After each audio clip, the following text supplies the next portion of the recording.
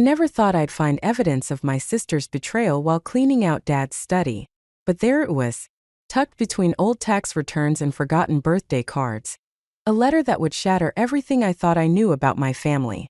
My name is Avery, and until last Sunday, I was just another landscape architect trying to launch her own business. Now I'm someone who has to decide what to do about a sister who's actively trying to destroy everything I've worked for. The letter was in Mia's familiar loopy handwriting, dated just 3 weeks ago. "I know you're worried about me, Dad," it read. "But I promise this will work. Avery's too trusting. She won't see it coming. Once her business falls apart, she'll finally understand what it feels like to fail at something." My hands were shaking so badly I had to sit down in Dad's old leather chair. The musty smell of his cigar still lingered, even though he'd quit smoking months ago. Outside his study window, I could see Mom preparing for Dad's birthday dinner, arranging flowers in the garden like everything was normal, like my sister wasn't plotting to ruin me. My phone buzzed. Speak of the devil. "Hey sis." Mia's voice was honey sweet. "You're coming to Dad's birthday dinner tonight, right? Ethan said you might be working late." I gripped the letter tighter, my wedding ring catching the afternoon light. "No, I'll be there. Wouldn't miss it." "Great. I have some exciting news to share with everyone." Of course she did. Mia always had exciting news at family gatherings. It was her way of making sure all eyes were on her. "Can't wait to hear it," I managed, trying to keep my voice steady. "Hey, have you talked to Dad recently about business stuff?" There was the slightest pause. "Not really. You know how Dad is, all work and no play." "Why?" "Just curious." "See you tonight." I hung up before she could ask more questions. My husband Ethan's name in her message bothered me.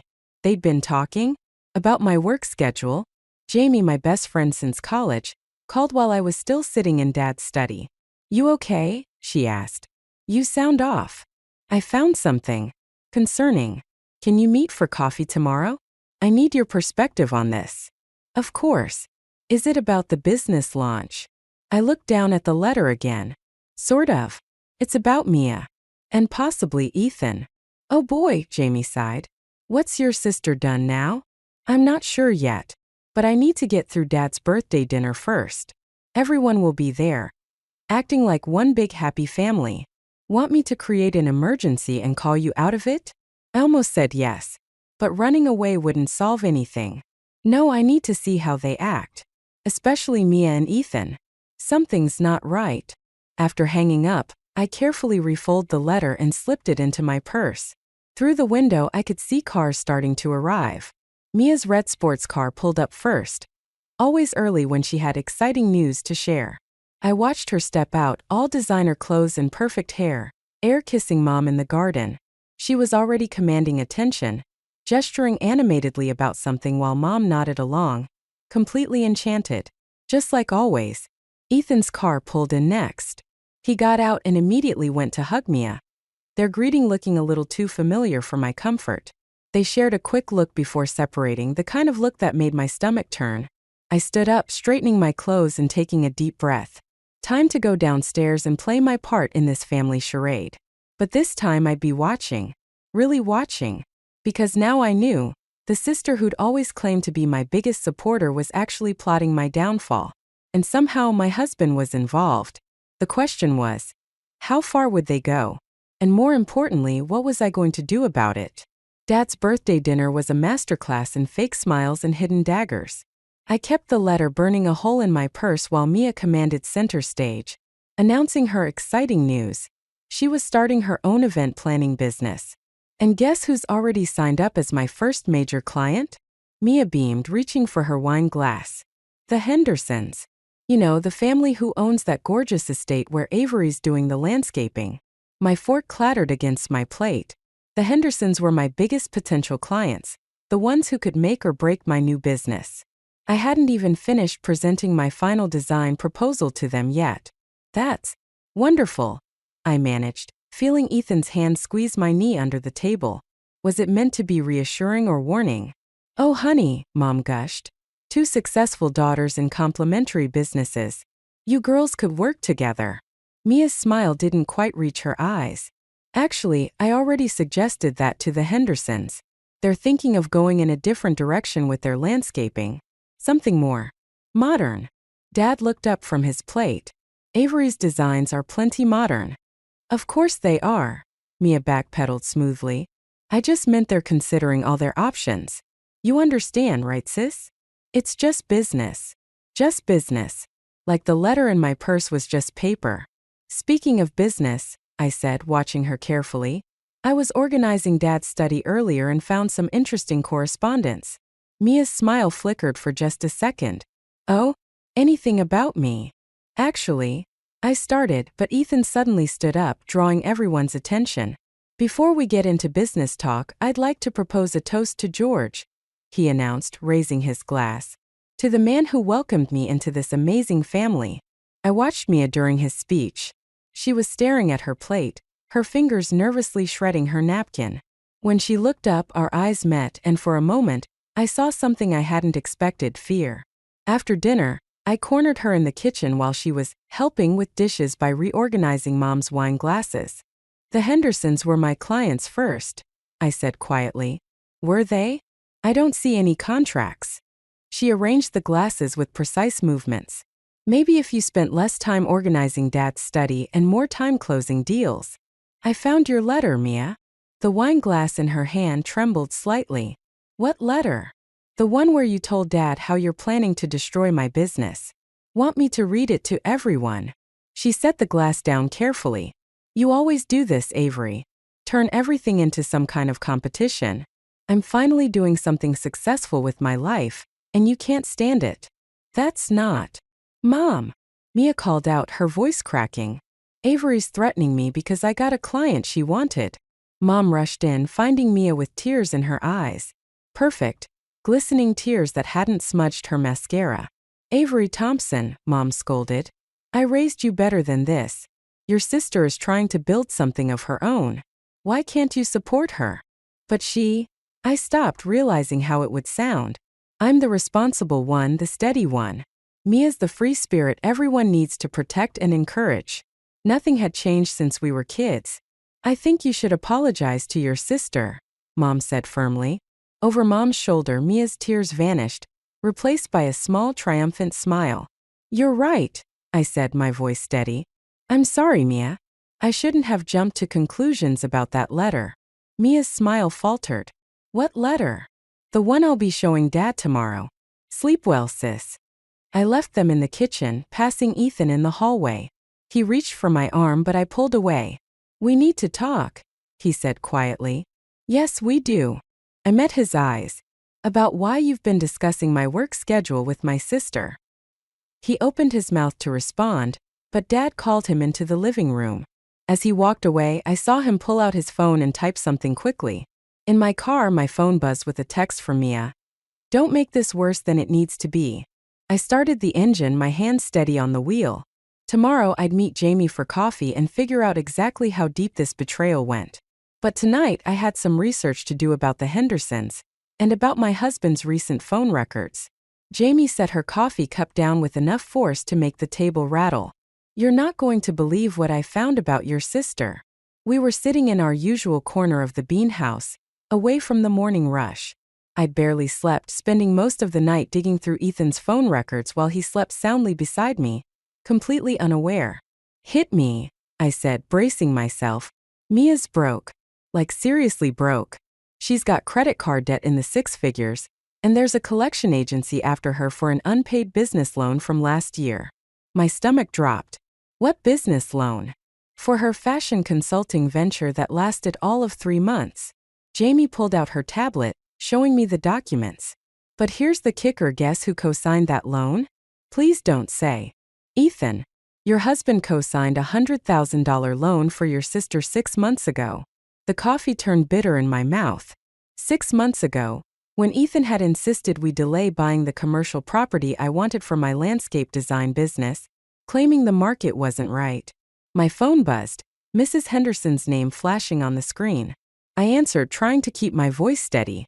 Avery, dear, she said, her tone apologetic. I wanted to speak with you directly about the garden redesign. Of course.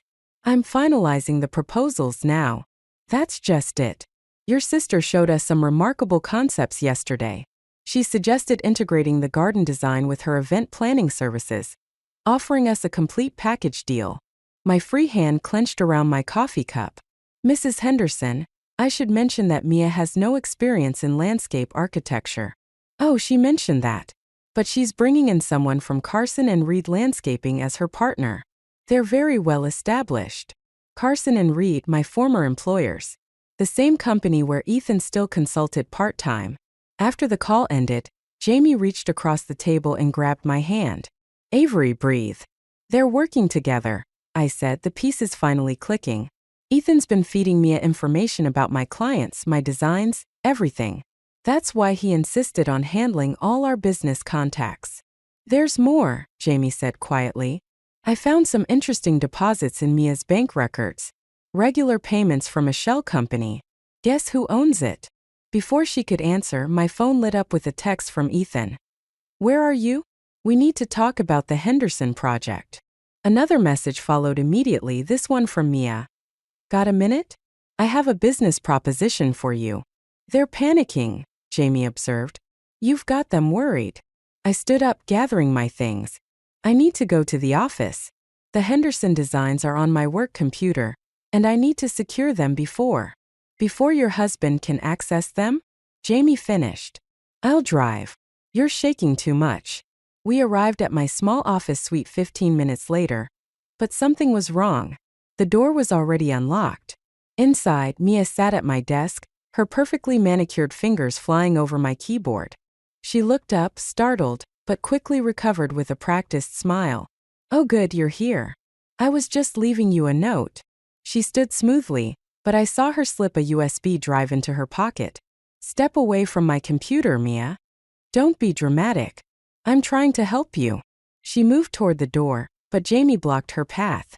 The Hendersons were never going to choose your designs anyway. Safe. Like you. Is that what you tell yourself to justify stealing from me? Stealing. She laughed, but there was an edge to it. I'm surviving. Something you've never had to worry about. Perfect Avery with her perfect plans. And the $100,000 Ethan helped you borrow? Was that survival too? Her face paled slightly. He told you. No, he didn't. Just like he didn't tell me he's been helping you poach my clients. Tell me, Mia, what do you have on my husband? She reached for the door handle but turned back with a smile that chilled me. Why don't you ask him about last year's company retreat? I'm sure he'd love to explain everything. After she left, Jamie and I discovered she'd already emailed herself copies of all my design files. But as I stared at the computer screen, I realized something worse. She'd accessed my client list, my vendor contracts, everything. What now? Jamie asked. I opened my phone and dialed my father's number. Now we find out what really happened at that company retreat. Dad met me at his favorite diner, the one where he'd taught me and Mia to count change using the sugar packets. It felt different now. Sitting across from him with a manila folder full of bank statements and phone records between us. The company retreat, he said, stirring his coffee. I remember because Ethan came back early. Said there was some kind of emergency. Did Mia happen to be there? His hand stilled on the spoon. She wasn't supposed to be. It was employees only. But I heard from Bill Carson that she showed up uninvited. Created quite a scene at the hotel bar. He looked up at me. You think something happened between them? Before I could answer, my phone lit up with a text from Jamie. Found security footage from your office. You need to see this now. I have to go, I told Dad, gathering my things. But first, did you know about the loan? The one Ethan co-signed for Mia. Dad's face darkened. He did what? That's what I thought. I stood up then paused. Dad? When you found Mia's letter about ruining my business, why didn't you tell me? What letter? The diner's fluorescent lights suddenly felt too bright. The letter in your study. The one where she outlined her whole plan. Avery, I never saw any letter. My hand started shaking. But it was in your desk drawer. I found it while cleaning. The drawer that's always locked? He shook his head. The one only Ethan has access to because he handles the company's old files? The world tilted sideways. I barely made it to Jamie's office, where she was waiting with her laptop. Watch this, she said, pulling up the security footage from my office building. Look at the timestamp, 3 days before Mia showed up at your computer. The grainy video showed Ethan entering my office late at night, using his key. He spent 20 minutes at my computer before leaving with what looked like a stack of files. There's more, Jamie said quietly. Remember that shell company making payments to Mia? It's registered to a property in the Cayman Islands. Guess who flew there last month? Ethan had a business trip. With Mia. I found their flight records. She hesitated. And hotel reservation. Single room. My wedding ring felt like it was burning my finger. The company retreat last year. That's when it started, wasn't it? Probably. But Avery, we need to talk about the money. Those payments to Mia? They're coming from your business account. My phone buzzed. Ethan again. Where are you? We need to talk about what Mia told you. It's not what you think. Another message followed immediately from Mia. He's freaking out. Maybe we should discuss terms. I turned off my phone. Jamie, I need your help with something. Anything. I need to access Ethan's cloud storage. The one where he keeps all the business documents. She raised an eyebrow. The one he specifically told you never to worry about, because he had everything under control? That's the one. It took Jamie less than an hour to crack it. What we found made me glad I was sitting down. He's been planning this for months, Jamie said, scrolling through documents. Using your designs to secure contracts, then having them transferred to Carson and Reed through Mia's event planning business. The Hendersons aren't the first, they're just the biggest score yet. I stared at the screen, at the careful paper trail of my husband systematically dismantling everything I'd built. All this time, I thought Mia was the mastermind. She's definitely involved, but Ethan. Jamie trailed off, opening another file. Oh God. What? Look at the date on this incorporation document for the shell company. It's from 2 weeks before your wedding. My phone started buzzing again, Mom this time. I let it go to voicemail, already knowing what she'd say. How I needed to work things out with my sister, how family was everything, how I was being too suspicious. Jamie, I said, my voice steadier than I felt. I need you to help me with one more thing. What are you thinking? I pulled out my own USB drive. I'm thinking it's time to show my sister exactly what it feels like when someone takes everything you've worked for. The plan forming in my mind wasn't pretty, but then again, neither was betrayal. I didn't expect Mia to show up at my house at midnight. Mascara streaked down her face and hands trembling as she clutched her designer purse. Ethan was staying at a hotel, my choice, not his, so I was alone when I opened the door. I can explain everything, she said. Like the Cayman Islands trip with my husband? I stepped aside to let her in, noting how she scanned the room, probably looking for Ethan. That's not. I mean, it's complicated. She sank onto the couch, looking smaller than I'd ever seen her. Ethan said he'd help me with my debts if I helped him with some business deals. I didn't know at first that he was planning to steal my clients? Or just my designs? Both. She wiped her eyes, smearing expensive makeup across her cheek. But Avery, he's got something on me. From the company retreat. I didn't mean for any of this to happen. My phone buzzed. Jamie sending me updates about the financial records we'd found. I ignored it, watching my sister's performance. 'Cause that's what this was, wasn't it? Another act in the Mia show? What happened at the retreat, Mia? She shook her head. I can't. He'll release the video if I tell anyone. What video? Before she could answer, both our phones chimed simultaneously. A text from Ethan. Meeting tomorrow 9 a.m. Carson and Reed offices. All parties present or the deals go public. Mia's face went pale. You can't go. You don't understand what he's capable of. I think I do. The shell company, the stolen designs, the embezzled money, all of it started before my wedding. He played us both, didn't he? She looked up sharply. What do you mean? The letter I found? The one outlining your plan to ruin my business? Ethan planted it. He needed me to suspect you first, to keep me from looking too closely at what he was doing. Oh God, she whispered. The hotel video doesn't exist, does it? Fresh tears spilled down her cheeks, but these looked real. He said if I didn't help him, he'd tell everyone about the money I embezzled from Carson and Reed last year. But I never took that money. I just found out he set it up to look like I did. My phone buzzed again. Jamie had found something else. I checked the message and felt my breath catch. Mia, I said carefully. When exactly did Ethan tell you he'd release the video? Right after the retreat. Why? I showed her my phone. Screenshots Jamie had recovered from Ethan's cloud storage.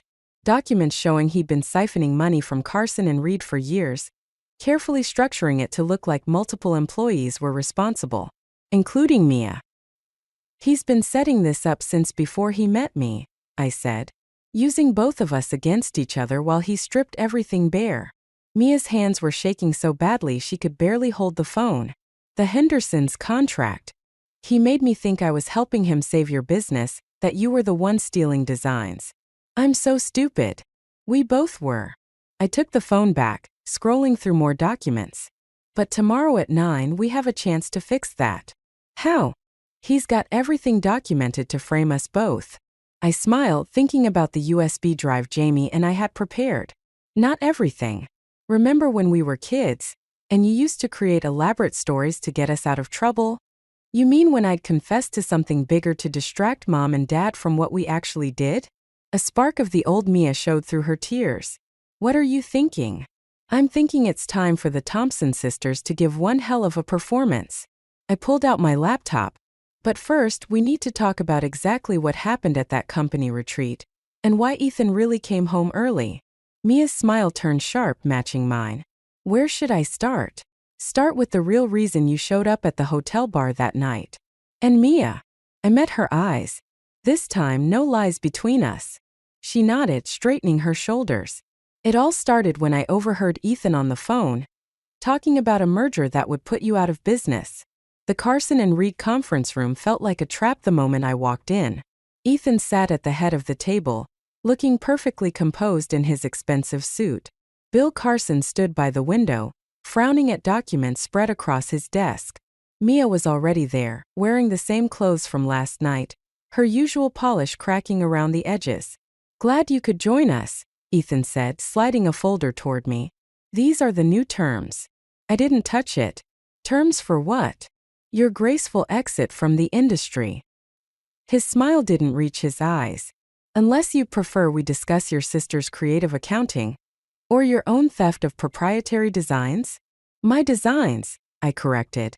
Not according to these documents. He tapped the folder. Signed and dated before you ever started your business. Everything you've created belongs to Carson and Reed. Bill Carson cleared his throat. Ethan has shown me conclusive evidence that he's been stealing from your company for years. I pulled out my USB drive. Or that he's been setting up elaborate schemes to frame others for it. Ethan's smile didn't waver, but his knuckles whitened around his pen. Careful, Avery. Remember what's at stake. You mean like the video from the company retreat? Mia's voice shook slightly. The one that doesn't exist? Are you sure about that? Ethan reached for his phone. Should we play it for everyone? Go ahead, I said. Show us all how you set my sister up that night. How you plan to use her as your scapegoat while you strip the company bare. His finger hovered over the phone. Bill, I think we should call security. Actually, Jamie's voice came from the doorway. I think we should wait for the police. They're very interested in those offshore accounts you've been using. Ethan stood up so fast his chair toppled backward. This is ridiculous. Bill, these women are trying to. To what? I opened my laptop, turning it to face the room. Show how you've been embezzling money since before you met me? Or how you manufactured evidence to frame Mia when she caught on to your scheme. It's all lies, he snarled, but his composure was cracking. You have no proof.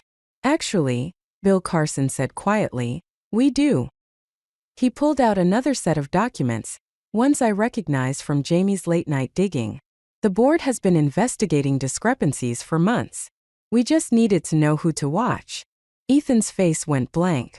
He looked at each of us, me, Mia, Jamie, Bill Carson, then suddenly lunged for my laptop. If I'm going down, he growled, I'm taking everyone with me. What happened next seemed to unfold in slow motion. Mia screaming as Ethan grabbed the laptop. Jamie rushing forward. The sound of breaking glass as the laptop went through the 10th floor window. Ethan's triumphant laugh. Good luck proving anything now, he said. I felt oddly calm as I pulled out my phone. You mean like these copies Jamie sent to every board member an hour ago? Or the ones Dad's lawyer is reviewing right now? His face contorted. You're bluffing. Like you bluffed about having video of Mia? Or about owning my designs? I stood up, fighting to keep my voice steady. The thing about growing up with a sister who lies constantly. You learn to keep receipts. You stupid bitch, he spat, and suddenly he was coming toward me, hands outstretched. Several things happened at once. Security burst through the door. Mia stepped between us, her designer purse swinging like a weapon. Jamie shouted something about cameras rolling. And I stood there, watching my husband being wrestled to the ground, realizing that my entire marriage had been a carefully orchestrated lie. Avery. Mia touched my arm gently. Are you okay? I wasn't. Nothing about this was okay. My business was in shambles, my marriage was a fraud, and my family's reputation was about to become tabloid fodder. But as I watched Ethan being led away in handcuffs, still shouting threats, I felt something unexpected: relief. No, I said honestly. I'm not okay. But I will be. Mia squeezed my hand, and for the first time in years, it felt like we were really sisters again. The Hendersons called, Jamie said softly. They want to meet with you tomorrow. Just you. I nodded, watching Bill Carson gather evidence for the police. My world had imploded, but somehow, standing in the wreckage, I felt stronger than ever. Now I just had to figure out how to rebuild from the ashes. The police interview room felt colder than it should in August.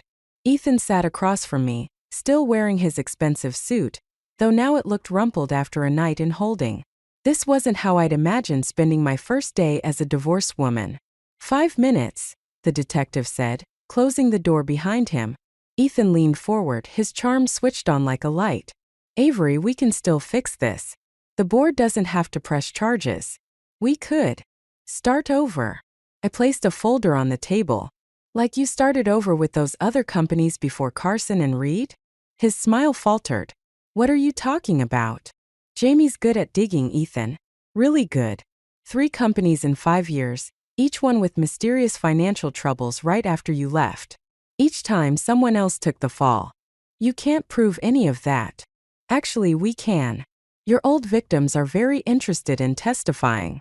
I slid the folder toward him. But that's not why I'm here. He opened the folder, his face darkening as he read. Where did you get these? From Mia's hotel room at the company retreat. The real reason she was there that night, she was gathering evidence. She saw what you were doing months before I did. She was trying to blackmail me, he snapped. No, she was trying to protect me. But you turned it around, made her think you had something on her. Classic Ethan Collins playbook, right? Always have leverage. His handcuffs clinked against the table as he pushed the folder away. What do you want? I want to understand something. Was any of it real? Our marriage, our plans, any of it? For a moment his mask slipped, showing something almost like regret. The garden designs were brilliant. I didn't lie about that.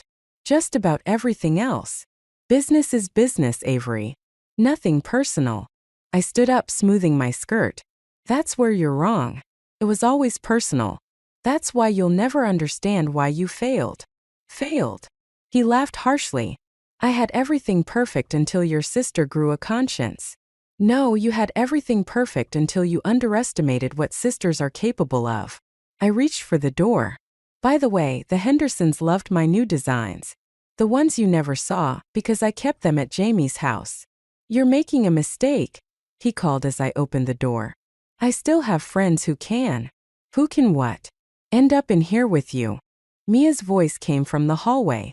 She stepped into view, holding up her phone. Everything you just said is recorded, by the way.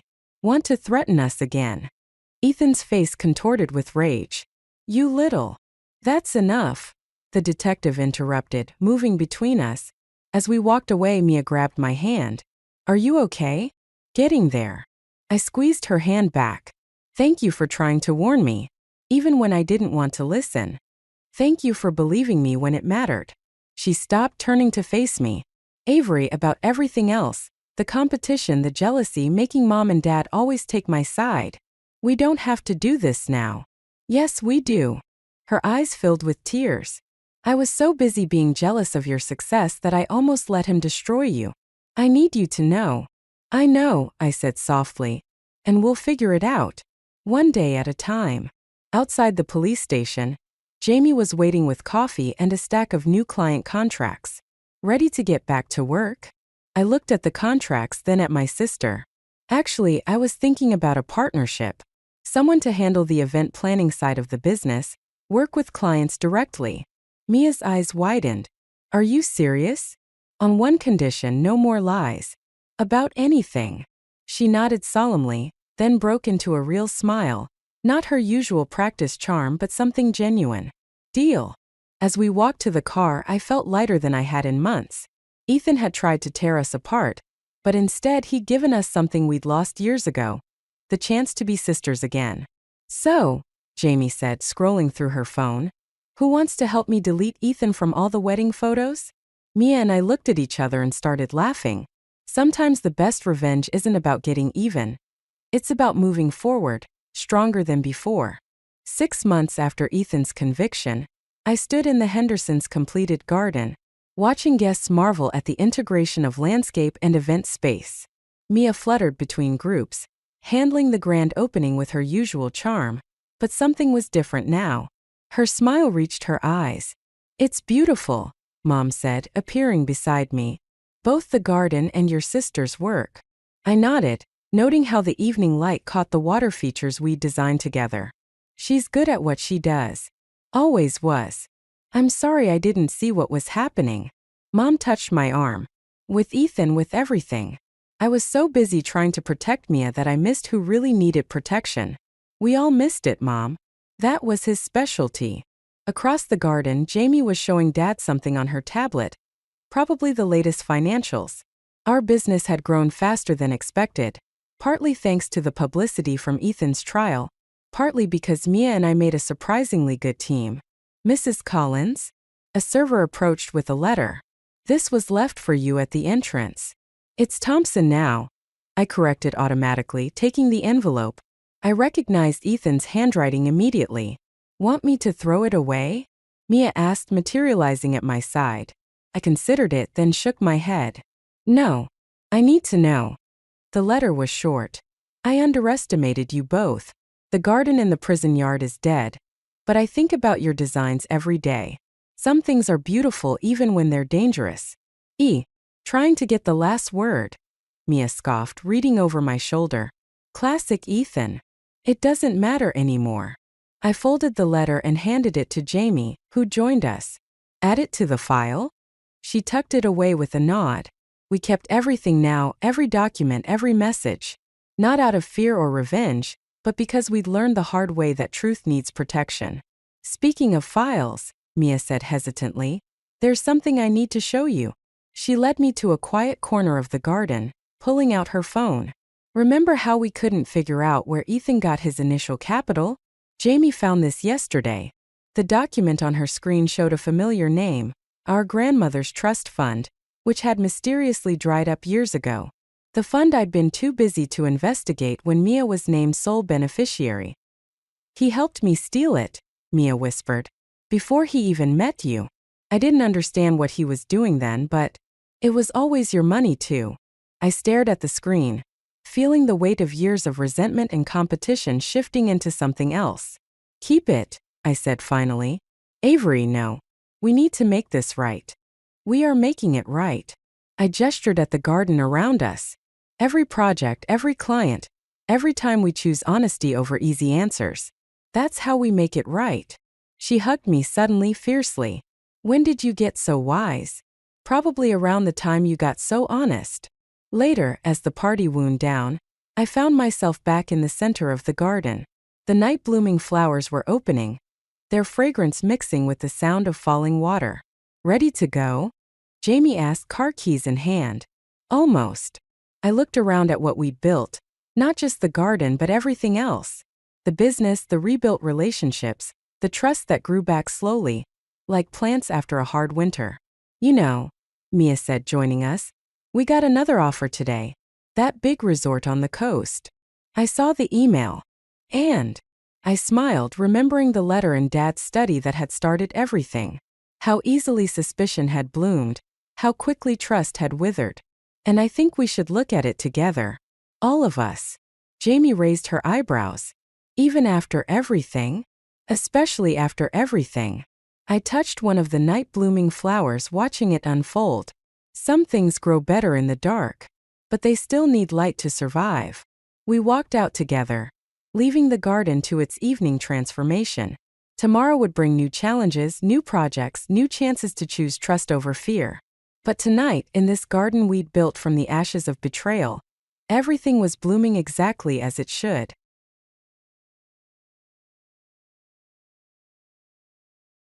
The quiet hum of my workplace air conditioner stood in sharp contrast to the whirlpool of ideas racing through my head. I'm Lily, a lawyer who is 28 years old. The chaos of my early years, which I kept hidden even from those closest to me, is a far cry from my existence today. The sound of my phone ringing broke the calm of my workplace. The number on the screen was unfamiliar, yet there was something uncannily familiar about it. I responded with a hesitant hand. Lily, the anxious voice said, It's your father." I felt cold. I hadn't heard that voice in over 10 years. It had once represented love and protection, but now represented agony and betrayal. "Why are you calling me?" After his introduction, there was a pause. Then I inquired, my voice piercing the air. "Lily, I'm in danger." "I need your help financially," he added, his voice breaking a little. No matter how earnest his appeal was, it stoked a burning of bitterness inside me. "My assistance. After all these years, you need me now." I shot back, my tone a mix of incredulity and rage. "Yes, if it weren't serious, I wouldn't inquire." "I'm in a real bind," he said, his voice beginning to sound desperate. "You have long since ceased to be my father. You can't just call me right now and expect me to help," I said in a firm, icy tone. The Q paused, a thick hush that seemed like an insurmountable gap. He begged, "Lily, please, I'm still your dad," in a weak attempt to rekindle a long-lost link. Dad was a strange, even startling word. A father. Years of repressed rage and anguish found their way into my words as I replied, "You forfeited that title when you chose her over me." He started, "You're my daughter." "I thought you thought wrong," I said, interrupting him in the middle of his statement. "You made your choice years ago, and now I've made mine." There was a mixture of desperation and begging in his voice. "I apologize, Lily. This is the only favor I need." The flat, meaningless sound of sorry reverberated around my workplace. "I apologize, but it doesn't alter the past." I firmly said, "I can't help you," and hung up. My early years, before I was 10, were full of love and laughter, which is evidence of the amazing existence my parents and I had together in our modest rental home. My mother was a source of happiness and compassion who brightened our days and brightened our evenings with dreams and stories. In the past, my father was a kind and fun man who would spend his nights teaching me small life lessons or playing games with me. Every day was an adventure, and every night was a lovely dream in our happy haven of a house. But when my mother passed away too soon, our happy existence came to an abrupt end. Once resonating with love and laughter, the house became a quiet jumble of memories. Every aspect of the rooms served as a sharp reminder of her absence as I walked through them. For my father, who had lost the love of his life, as well as for me, the loss was intolerable. Nevertheless, to my surprise and dismay, the intensity of his sorrow appeared to fade rapidly. In a few of months, he brought Marissa home, a lady who would play a big part in our lives. I think back to the day he presented her, the day my beloved childhood came to an end. "This is Marissa, Lily." One evening, without the warmth I had become so used to in his voice, my father declared, She's going to be staying with us. I didn't see any sign of motherly warmth or kindness as I gazed up at her. She had a commanding presence and a calculating, hard look. I could feel a change in the air from the first second, a change that made me feel a sense of inexplicable dread. "Hello, Lily," Marissa murmured in a silky but emotionless manner.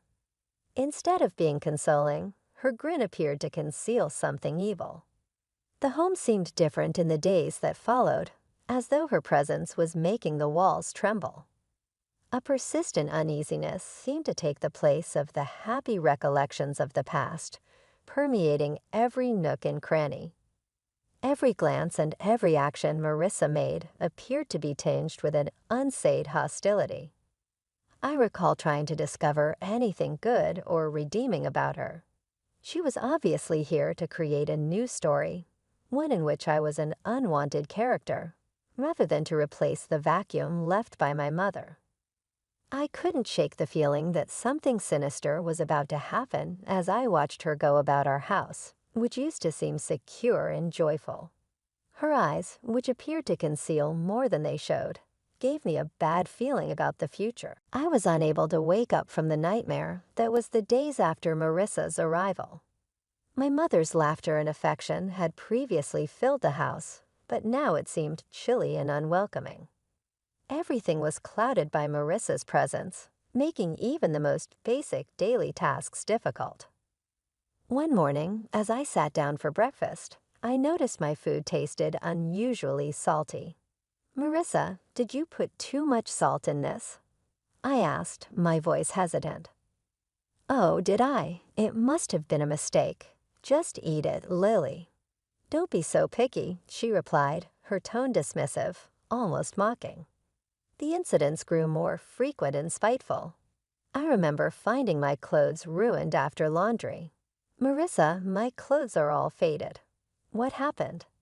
I asked one day, holding up my once favorite dress, now discolored and unwearable. She glanced at it and shrugged nonchalantly. "Maybe the washing machine is acting up. Or perhaps it's time you stop wearing such childish clothes." I felt a surge of frustration, but knew arguing would only make things worse.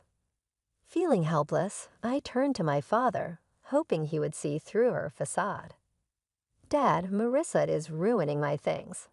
She's always mean to me," I said one evening, my voice trembling with a mix of anger and sadness. My father's reaction was far from what I had hoped for. "Lily, you're imagining things. Marissa is doing her best to fit into our family.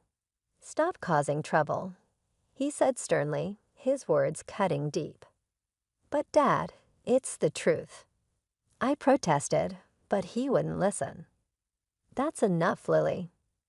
"I don't want to hear any more of your accusations," he replied, his voice rising in anger. Each day was a battle, trying to navigate around Marissa's hostility and my father's indifference. The home that once felt like a sanctuary now felt like a prison. I started spending more time in my room, trying to escape the constant tension that hung in the air. Living in that house of horrors, I felt alone and misunderstood. The safety and happiness that once filled those walls were replaced by fear and anxiety. Every day, I longed for the past, for the times when my mother's smile was enough to light up the entire room. A stark contrast to the darkness that now lingered in every corner. Living with Marissa became a daily ordeal of evasion and endurance. Her hostility towards me escalated from verbal jabs to physical abuse. It started subtly, a pinch on my arm or a twist on my stomach, always in places easily concealed under my clothes. The pain was sharp, a cruel reminder of my helplessness in her presence. I developed strategies to avoid her, constantly alert to her whereabouts in the house. I would take long routes to my room or wait until she was occupied before I moved around. Despite my efforts, there were times when she caught me off guard, and those moments always resulted in some form of pain. One day, while I was quietly reading in the living room, Marissa walked in and, for no apparent reason, pinched my arm hard, her nails digging into my skin. I winced in pain, but bit back any cry of protest. She looked at me with a cold, triumphant smirk before walking away. During one of Grandma's rare visits, she noticed my cautious movements and the way I flinched when Marissa's voice echoed through the house. "Lily, is everything all right at home?" Grandma asked, her voice filled with concern. I looked at her, my heart aching to tell her the truth, but fear and the desire to protect her from worry held me back. "Yes, Grandma. Everything's fine, just a lot of schoolwork," I lied, offering her a forced smile. She seemed unsure but didn't press further. I felt a twinge of guilt for deceiving her, but I couldn't bear the thought of causing her any distress. That evening, as Grandma left, I saw Marissa watching from the window, her expression one of satisfaction.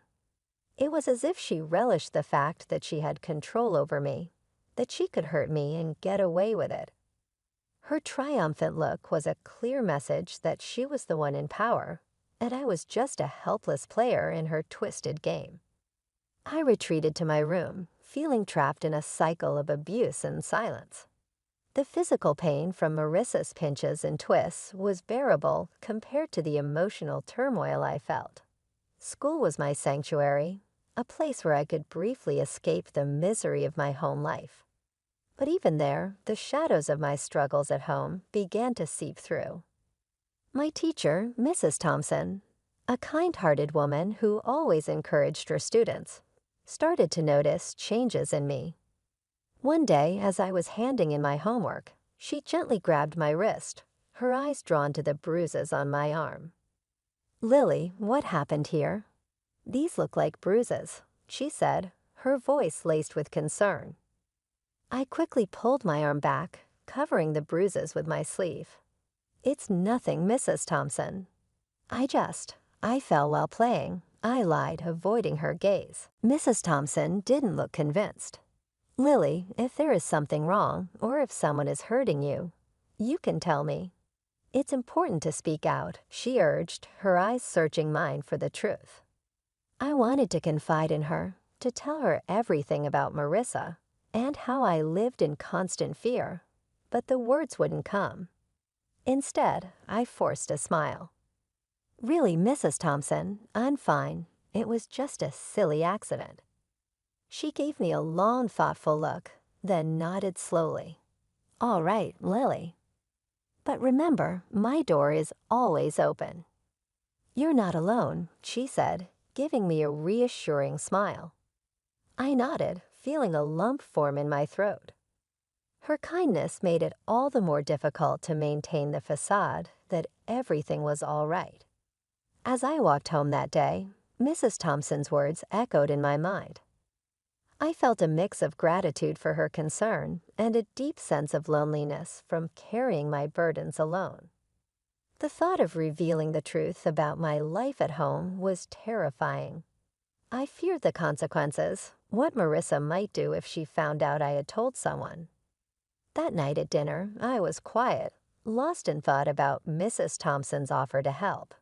Marissa noticed my silence. "Why so quiet tonight, Lily? Cat got your tongue?" she asked in a mocking tone. I just shook my head and continued eating, trying to make myself as small and unnoticeable as possible. After dinner, as I lay in bed, the reality of my situation felt more overwhelming than ever. Mrs. Thompson's concern had shown me that people did care, yet the fear of what revealing the truth might bring kept me silent. I was caught between the desperation to tell someone and the fear of Marissa's retaliation, a balancing act that I navigated every day. The day my teacher, Mrs. Thompson, decided to involve my father was a day filled with anxiety and dread for me. I sat in the principal's office, fidgeting nervously, my mind racing with fear about how my father would react when he finally arrived. His face was stern, his eyes betraying a mix of irritation and embarrassment. "What's this about, Lily? Why am I being called to your school like this?" he demanded, his voice sharp as he walked in. I glanced at Mrs. Thompson, seeking a semblance of support. Swallowing hard, I tried to find my voice. "Dad, hi." Mrs. Thompson saw. She saw the bruises, I stammered, feeling the weight of his gaze on me. Before I could explain further, he interrupted, his anger palpable. "Bruises? What are you talking about? Are you making up stories again?" Mrs. Thompson stepped in, her tone firm yet calm. "Mr. Smith, I'm concerned about Lily's well-being. The bruises on her arm don't seem accidental. We need to address this." My father's face turned a shade darker with anger. "She's perfectly safe at home. Lily, are you spreading lies about our family?" He turned towards me, his disappointment clear. The tears I had been holding back started to spill. "It's not lies, Dad. Marissa, she's been hurting me." I managed to get out, the truth finally surfacing. His reaction was one of total disbelief. "Marissa, that's ridiculous. She's been nothing but kind to you. I won't have you slandering her with these accusations." "But Dad, it's the truth." I cried out, desperate for him to believe me. He stood up abruptly, his patience wearing thin. "Enough of this. Tell Mrs. Thompson you made it all up." I obediently turned to the teacher and repeated his words. She nodded back and didn't say anything. Upon reaching home, without another word, he locked me in my room. Through the door, I could hear Marissa's voice dripping with false concern. "I told you, she's just seeking attention," she said. I sat on my bed, feeling a profound sense of isolation and despair. The one person I thought I could always count on had turned his back on me. The walls of my room, which had once felt like my personal haven, now felt like the walls of a prison. I lay there, thinking about everything that had happened. The pain of the physical abuse was nothing compared to the emotional torment of being disbelieved and punished by my own father. It was a harsh realization that the person who was supposed to protect and love me unconditionally was now the source of my deepest pain. The days following my confinement in my room were some of the darkest I had ever experienced. Trapped and feeling utterly alone, I realized that my only hope lay in my grandmother, my father's mother.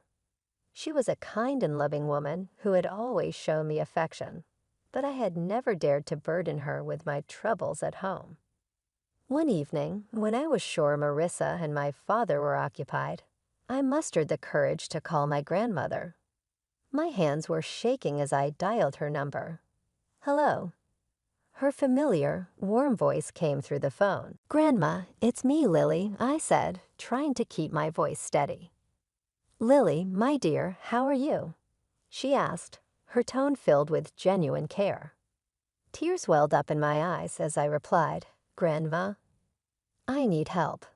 Can I come and stay with you for a while?" There was a moment of silence on the other end. "What's wrong?" "Lily, did something happen?" I took a deep breath, the words rushing out. "It's Marissa. She's been hurting me, and Dad won't believe me. I don't know what to do." I could hear the concern in her voice as she quickly responded, "Of course, my dear. You come right over. I'll take care of this." The next day, my grandmother arrived. She was a small woman, but her presence filled the room. She confronted my father with a strength that surprised me.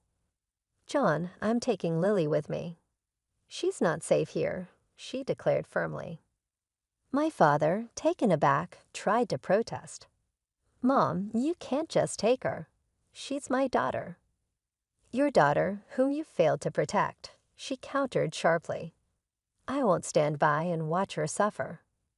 Marissa tried to intervene. "She's just a child, making up stories. You can't believe her over us." Grandma turned to Marissa, her eyes steely. "I know a scared child when I see one. Lily is coming with me, and if you try to stop me, I'll take this matter to the authorities." My father, realizing he was defeated, didn't put up any further resistance.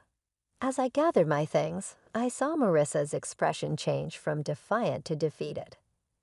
Leaving the house with my grandmother, I felt a weight lift off my shoulders.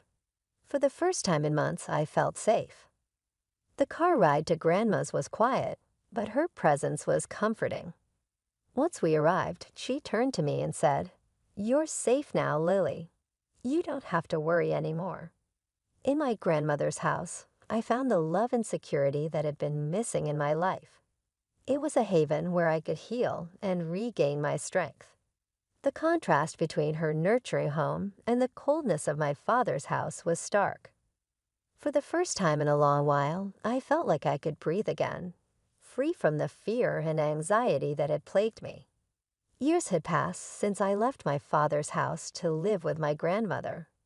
Her home had been a sanctuary, a place of healing and love. But time, as it does, moved on, and with it came another wave of change. My beloved grandmother passed away, leaving a void that seemed impossible to fill. At the funeral, my father and Marissa showed up, their faces a mix of feigned sorrow and poorly disguised eagerness. It was clear they were more interested in what they might gain from her passing than mourning her loss. After the funeral, as we gathered at my grandmother's house, Marissa wasted no time. "Well, Lily, I suppose you'll be finding a new place to live now. This house and everything in it belongs to your father now," she said, her voice tinged with barely concealed glee. My father nodded in agreement, his eyes scanning the room as if already planning what to do with the house. I couldn't help but smile, a reaction that seemed to confuse them. "Actually, that's where you're wrong," I said, the confidence in my voice taking them by surprise. "What do you mean?" my father asked, his expression shifting to one of confusion. I took a deep breath, savoring the moment. Grandma left a will. She bequeathed the house and a substantial amount of money to me, I explained, watching as their expressions changed from confusion to shock. But you're just a child." My father stammered, his sense of entitlement clear. "I'm your father. I should be in charge of any inheritance you receive." Marissa chimed in, her voice shrill. "Yes, until you come of age, your father will manage your property." Their reactions were almost amusing. "You didn't even wish me a happy birthday, demonstrating how little you care about me." A month ago, I turned 18. Legally, I'm now an adult. I firmly said, I make my own decisions, enjoying the realization that was showing on their faces. The look on my father's face changed from surprise to rage, and then to a kind of frantic appeal. "You can't do this, Lily. Your family is us." As I gazed at them, my early years came rushing back. I said, "You stopped being my family a long time ago," in a firm voice. With a beseeching tone, Marissa took a step forward. "Let's at least remain in the house. There is nowhere else for us to go. The lease on our home has not been extended." I gave a head shake. "No, this is my home. You'll have to look elsewhere." I felt as though the burden of years of suffering and disregard had been lifted as they departed. I felt a feeling of closure as I stood in the house that was now mine, a home that was full with memories of my grandmother's affection. My father's call, the echo of the past, reverberated.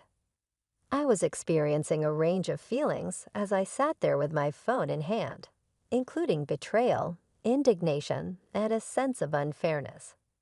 Despite everything, though, there was also a feeling of strength, a recall of the fortitude that had seen me through my worst moments.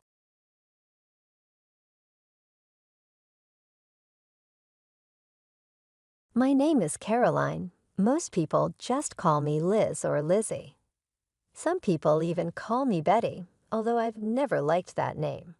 My mother, father, and elder sister, Kate, made up what you would consider a typical family when I was growing up. Kate is 7 years my senior, and wow, that really made a difference. Our home has been a temple to Kate's existence since I can remember. Her first grin, her first steps, or her scrawled drawings that Mom and Dad cherished like Picasso's were all depicted on every wall. Me, I was only present. I adapted to it. You know, playing with Kate's old toys, wearing her hand-me-downs. I didn't know any better, but it wasn't terrific. I simply learned to be silent and not to raise a fuss. The pattern persisted over the years. I gave Kate her old clothing, and she got new ones. I received the things she had outgrown, and she got the newest. However, I never voiced any complaints.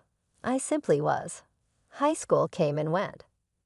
By that time, Kate had already left home and was attending college on a scholarship. I had hoped that my parents would take more attention of me now, but they didn't.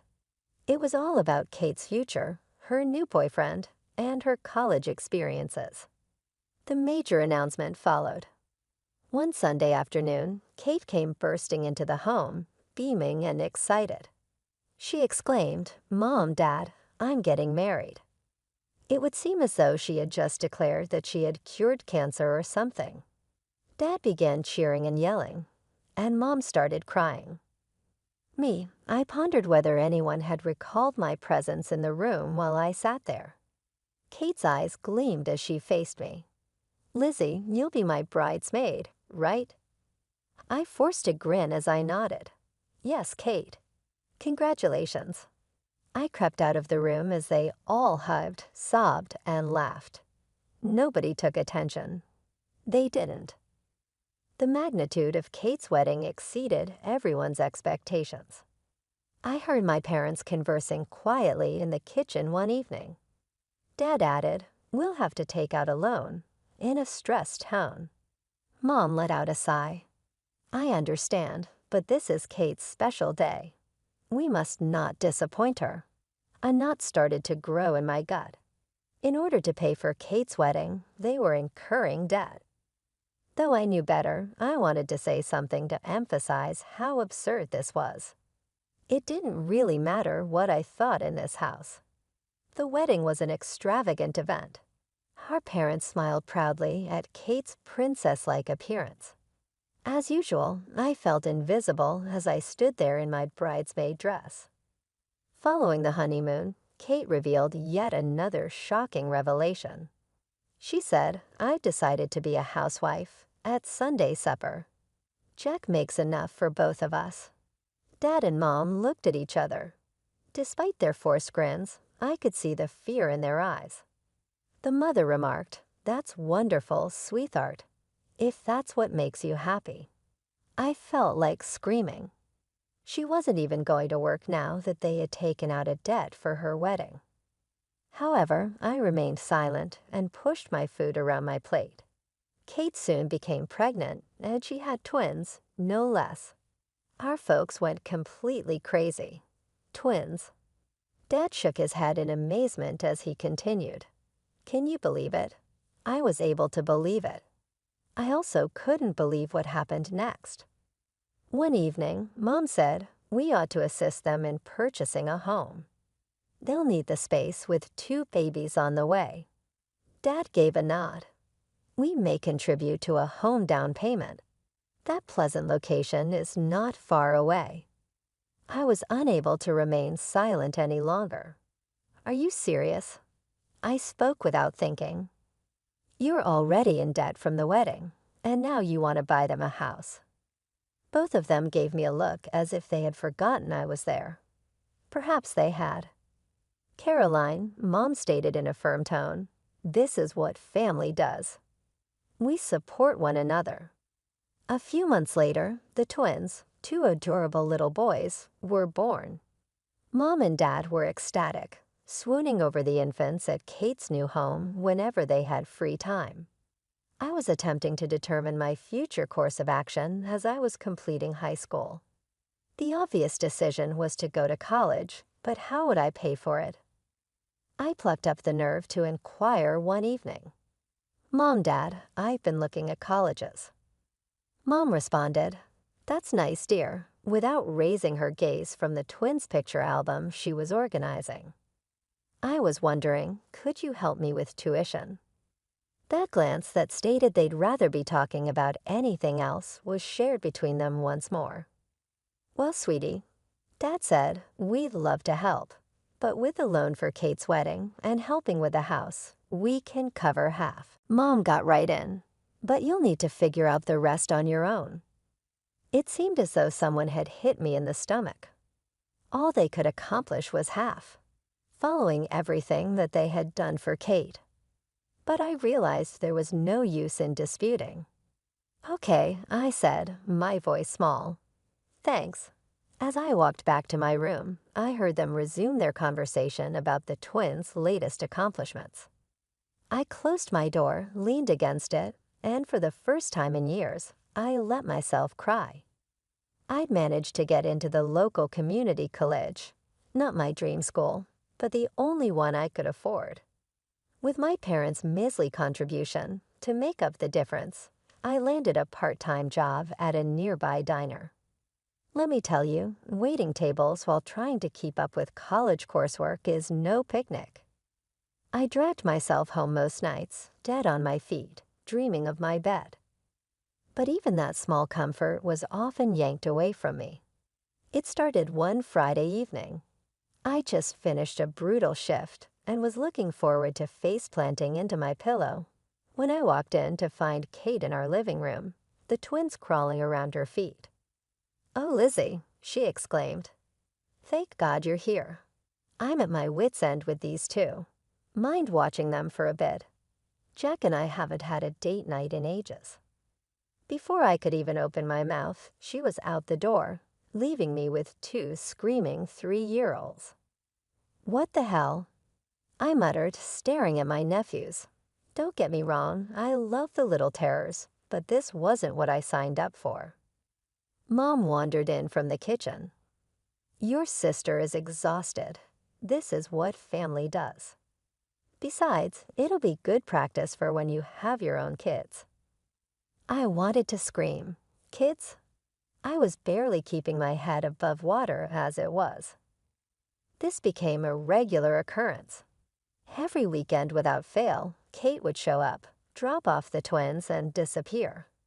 Sometimes she claimed she had errands. Other times she and Jack would go catch a movie or grab dinner, and every time I'd end up playing babysitter. One Saturday, after a particularly hellish week of exams, I'd had enough. Kate had just breezed out the door, leaving the twins mid-tantrum. "Mom, Dad," I said, trying to keep my voice steady, "this isn't fair. I'm exhausted. I work, I study, and now I'm expected to give up my weekends too." Dad barely looked up from his newspaper. "Lizzie, your sister needs the help.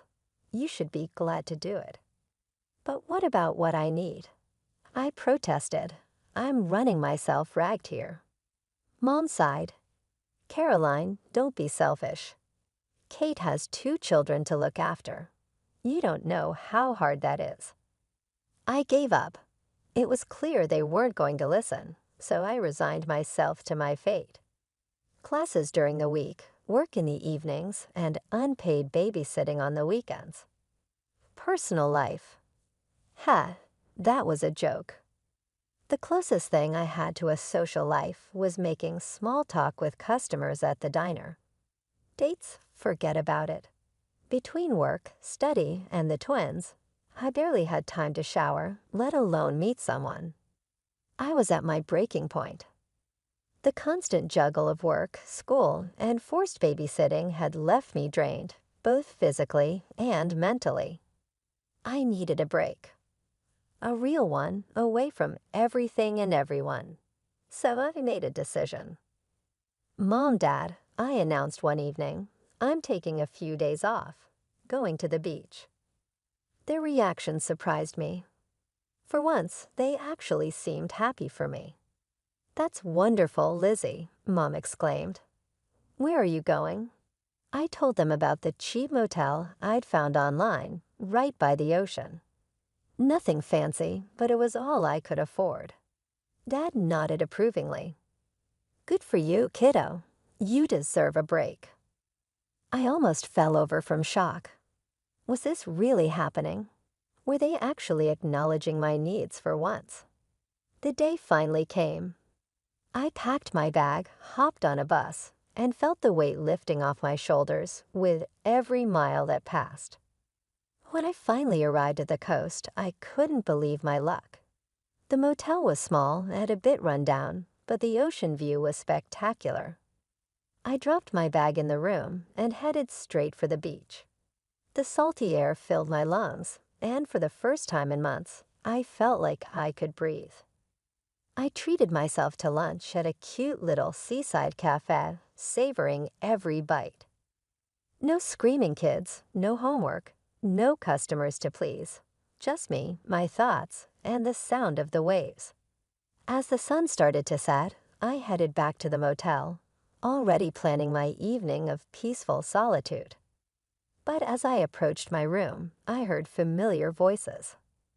Surprise, Lizzie. I froze. There, standing outside the room next to mine, were Mom and Kate, with the twins running circles around their legs. "What are you doing here?" I stammered, my heart sinking. "We couldn't let you be all alone on your vacation," Mom chirped. "So we decided to join you. We're right next door." I noticed their suitcases outside one of the nice rooms. Of course, they'd splurged on themselves while I was in the budget option. Before I could process what was happening, Kate was pushing the twins towards me. "The boys have been dying to see the ocean. You don't mind watching them for a bit, do you?"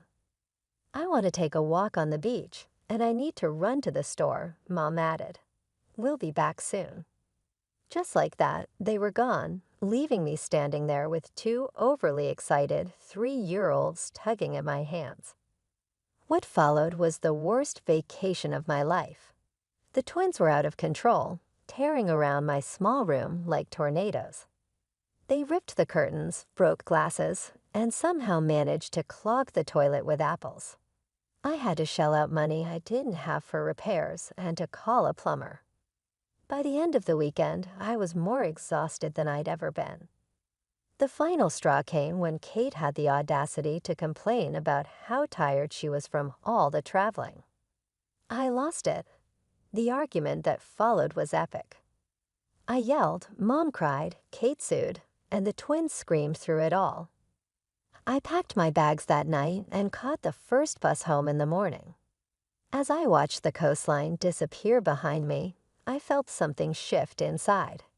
This couldn't go on. Something had to change. I dragged myself through the front door, exhaustion weighing heavily on my shoulders. Dad was in his usual spot, eyes glued to the TV. He barely grunted a hello as I passed. I crashed into bed that night, my mind a whirlwind of emotions and half-formed plans. When morning came, I knew what I had to do. I was halfway through packing my suitcase when I heard the front door slam. Mom's voice rang out, sharp and irritated. "Caroline, where are you?" She appeared in my doorway, face flushed with anger. "I can't believe you just left us there. Do you have any idea how difficult it was to manage the twins on our own?" I bit back a retort about how I managed the twins on my own all the time.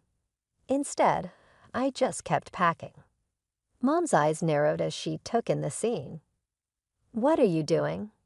"I'm leaving," I said, my voice steadier than I felt. "I'm moving out. I need my own life." Their reactions were immediate and predictable. "How can you be so selfish?" Mom cried. "After everything we've done for you?" Dad's face turned red. "You ungrateful girl. Have you thought about your sister? Who's going to help her with the twins?" I felt something snap inside me. My sister? What about me? When has anyone in this family ever thought about what I need? I pressed on. Kate has a husband. Let him help with the kids. I need to focus on my own life. "You listen here, young lady," Dad growled. "If you walk out that door, don't expect us to keep paying for your college. You'll be on your own." I looked at them both, these people who were supposed to love and support me unconditionally. In that moment, I realized they were strangers to me. "Fine," I said, zipping up my suitcase.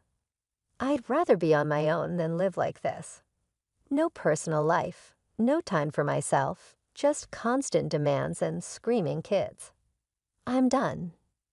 I pushed past them, dragging my suitcase down the stairs. They followed, still shouting, but I tuned them out. As I reached for the door handle, Mom made one last attempt. "If you leave now, don't bother coming back." I paused, my hand on the doorknob. Then, without looking back, I opened the door and stepped out into the unknown. The next few weeks were a blur. I crashed on a classmate's couch while scrambling to find a more permanent solution. Eventually, I connected with a girl from my study group who was also looking for a roommate. We found a tiny apartment that we could just barely afford between the two of us. With my parents cutting me off financially, I had to pick up more shifts at the diner. I was working almost full-time on top of my classes. There were nights I thought I wouldn't make it when the exhaustion was so deep I could barely think straight. But you know what? For the first time in my life, I felt free. No one was making demands on my time. No one was guilting me into babysitting or putting their needs before my own. The apartment was small. My bed was a mattress on the floor, but it was mine. I threw myself into my studies with a determination I didn't know I possessed. Every all-nighter, every missed social event, every extra shift, it was all working towards my goal, my future. Before I knew it, 2 years had passed. As I sat in the auditorium on graduation day, waiting for my name to be called, I scanned the crowd. A small part of me hoped to see a familiar face, Mom, Dad, even Kate, but the seats I'd reserved remained empty. Life after college was like stepping into a whole new world. I landed a job at a marketing firm, and suddenly I had a steady income that wasn't just scraping by. For the first time in years, I could breathe easy. I rented my own apartment, nothing fancy, but it was all mine. No roommates, no family drama, just peace and quiet. And let me tell you, it was glorious. I started doing all those normal things I'd missed out on before. I went on dates, made new friends, even had a couple of short relationships. Nothing serious, but it was fun to just be young and carefree for once. My parents, well, they were still in the picture, but barely. We talked maybe once a month, stilted conversations full of awkward silences and thinly veiled disapproval. They were still sore about me moving out, and I wasn't exactly rushing to mend fences. Then came my 25th birthday. I had plans with friends, nothing wild, just dinner and drinks. But a week before, I got a call from Mom. "Caroline," she said, her voice oddly cheerful, "we want you to come over for your birthday. The whole family will be there." Against my better judgment, I agreed. When I arrived at my parents' house, it was like stepping back in time. Kate and her husband were there, the twins now 7 years old, running around like little tornadoes. Various aunts, uncles, and cousins were all smiles and hugs. "Happy birthday, Lizzie." They chorused as I walked in. I plastered on a smile, accepting hugs and well wishes. Then came the gifts. Most were typical: clothes, books, gift cards. But then Mom handed me an envelope with a flourish. "This is from all of us," she said, beaming.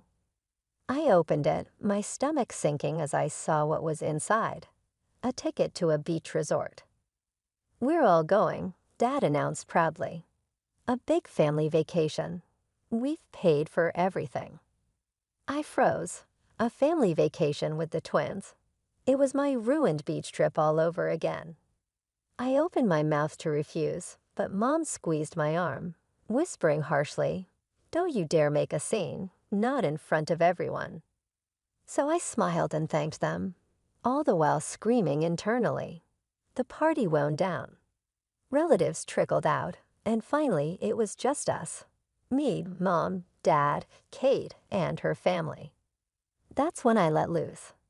"I'm not going," I said flatly. "What?" Kate gasped. "But it's a family trip." "Exactly," I replied. "And I'm not interested in spending my vacation babysitting your kids again."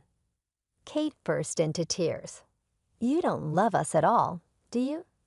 You don't care about your nephews." "I care about them just fine," I snapped. "But if I wanted kids, I'd have my own." The argument went round and round. Mom called me ungrateful. Dad looked disappointed. Kate kept crying.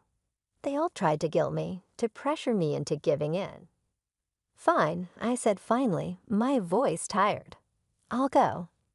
They all looked relieved, like they'd won some great victory. But they had no idea what was coming. The day of departure arrived, and I found myself at the airport surrounded by my overly cheerful family. Kate and her husband were practically bouncing with excitement, already making plans for all the alone time they'd have while I watched the twins. "You'll have so much fun with Aunt Lizzie," Kate told the boys, winking at me. "She'll take you to the beach, build sandcastles, maybe even go snorkeling." Mom and Dad were beaming too, going on about how nice it would be for Kate to have a break. Not once did anyone ask what I wanted to do on this vacation. It was clear they all saw me as nothing more than a convenient babysitter. As we approached the check-in counter, I made my move. "Oh," I exclaimed, feigning discomfort. "I need to use the restroom. You guys go ahead and check in. I'll meet you at the gate." They nodded, distracted by wrangling luggage and excited children. I watched them join the queue, then turned and walked briskly in the opposite direction. My heart was pounding as I approached a different check-in counter. I handed over my passport and the ticket I'd bought weeks ago, a flight to a small, peaceful island resort. Once through security, I found a quiet corner and pulled out my phone. My hand shook slightly as I typed out a message to Mom. "I'm not coming with you. I'm going on my own vacation. Enjoy your trip." I hit send and immediately turned off my phone, not wanting to deal with the fallout just yet. I could almost hear the explosion of anger and disbelief that would be happening at the other check-in counter. As I settled into my seat on the plane, I turned my phone back on briefly. It immediately exploded with notifications, missed calls, voicemails, angry texts. I listened to one voicemail from Mom. Her voice was shrill and furious. "Caroline Morgan, how dare you abandon your family like this? You've ruined everything. Your sister is in tears. Her husband is furious. They were counting on you to watch the boys, and I had plans. You are the most selfish, ungrateful." As the plane took off, I sipped my champagne and gazed out the window. The guilt was still there, a small knot in my stomach. I knew I'd have to deal with the fallout eventually. There would be angry phone calls, tearful accusations, probably another round of being called selfish and ungrateful. But overwhelmingly, I felt free, light, like I could finally breathe for the first time in as long as I could remember. I was going on a trip that was just for me. No obligations, no babysitting, no family drama. Just me, the beach, and whatever I decided I wanted to do. As the plane touched down on the small tropical island, I felt a weight lift off my shoulders. The warm breeze that greeted me as I stepped off the plane seemed to whisper, "Welcome to freedom." I checked into my resort, a modest but charming place right on the beach. As I unpacked, curiosity got the better of me, and I turned on my phone. Instantly, it exploded with notifications. Hundreds of text messages, missed calls, and voicemails flooded in. With a mix of amusement and trepidation, I scrolled through some of the messages. "How could you do this to us, Mom? You ruined everything." "Kate, you're so selfish. Caroline, Dad." I couldn't help but smile. For once, I had chosen myself over their demands. I turned the phone off again and tossed it into the hotel safe for the next week. I was unreachable. And what a week it was. I lounged on the beach, read books uninterrupted, went snorkeling, and even tried my hand at surfing. I chatted with other vacationers, went on a few casual dates, and stayed out as late as I wanted. No schedule, no responsibilities, no screaming kids. Just me and the rhythm of the waves. Too quickly, it was time to go home. I was more rested, tanned, and centered than I had been in years when I got back to my apartment. But my newfound tranquility was about to be disrupted by the outside world. My door was pounded on the very following day. When I opened it, I saw Mom and Kate, their faces flushed with rage. "How dare you?" Mom screamed and rushed in without warning. "Do you have any idea what you've done?" Kate followed, closely following. "Our whole holiday was destroyed by you." It devastated the guys. Their voices overlapping as they flung insults and accusations, they went on a rant. I was a bad sister and daughter who was ungrateful and self-centered. I owed them for the ticket they had purchased for me, the vacation that had been destroyed, and the childcare that I had neglected to supply. For a few minutes, I let them to vent, and their comments passed over me without making any impression. Then I spoke, strongly yet quietly. "That's enough," I murmured, breaking through their cacophony. "I owe you nothing at all. Not my time, not money, not kid care. I get to make my own decisions now that I'm an adult." I held out a hand as Mom opened her lips to argue. "I won't be talking about this anymore. Leave now, please. We can chat when you're prepared to show me respect and have a civil discussion. I believe it would be better if we didn't talk till then." They were stunned into silence as they gazed at me. They then hurried out after using a few more foul remarks. I exhaled deeply when the door banged behind them. It seemed right, but it wasn't simple. I changed a lot during the following 2 weeks. I relocated without informing my family of my new address after finding a new apartment in a distant area of town. I immersed myself in my profession and took up other interests, such as yoga, painting, and even learning a new language. Not everything was simple. There were lapses in judgment and guilt. However, I knew I had made the correct decision each time I returned home to my quiet apartment, made plans without thinking about childcare responsibilities, or explored a new hobby purely out of want. I have no idea what the future will bring. Perhaps my family and I will manage to have a positive connection in the future. Perhaps not. However, I am aware that I will meet any challenge head-on and stand tall and unrepentant in the life I have chosen for myself.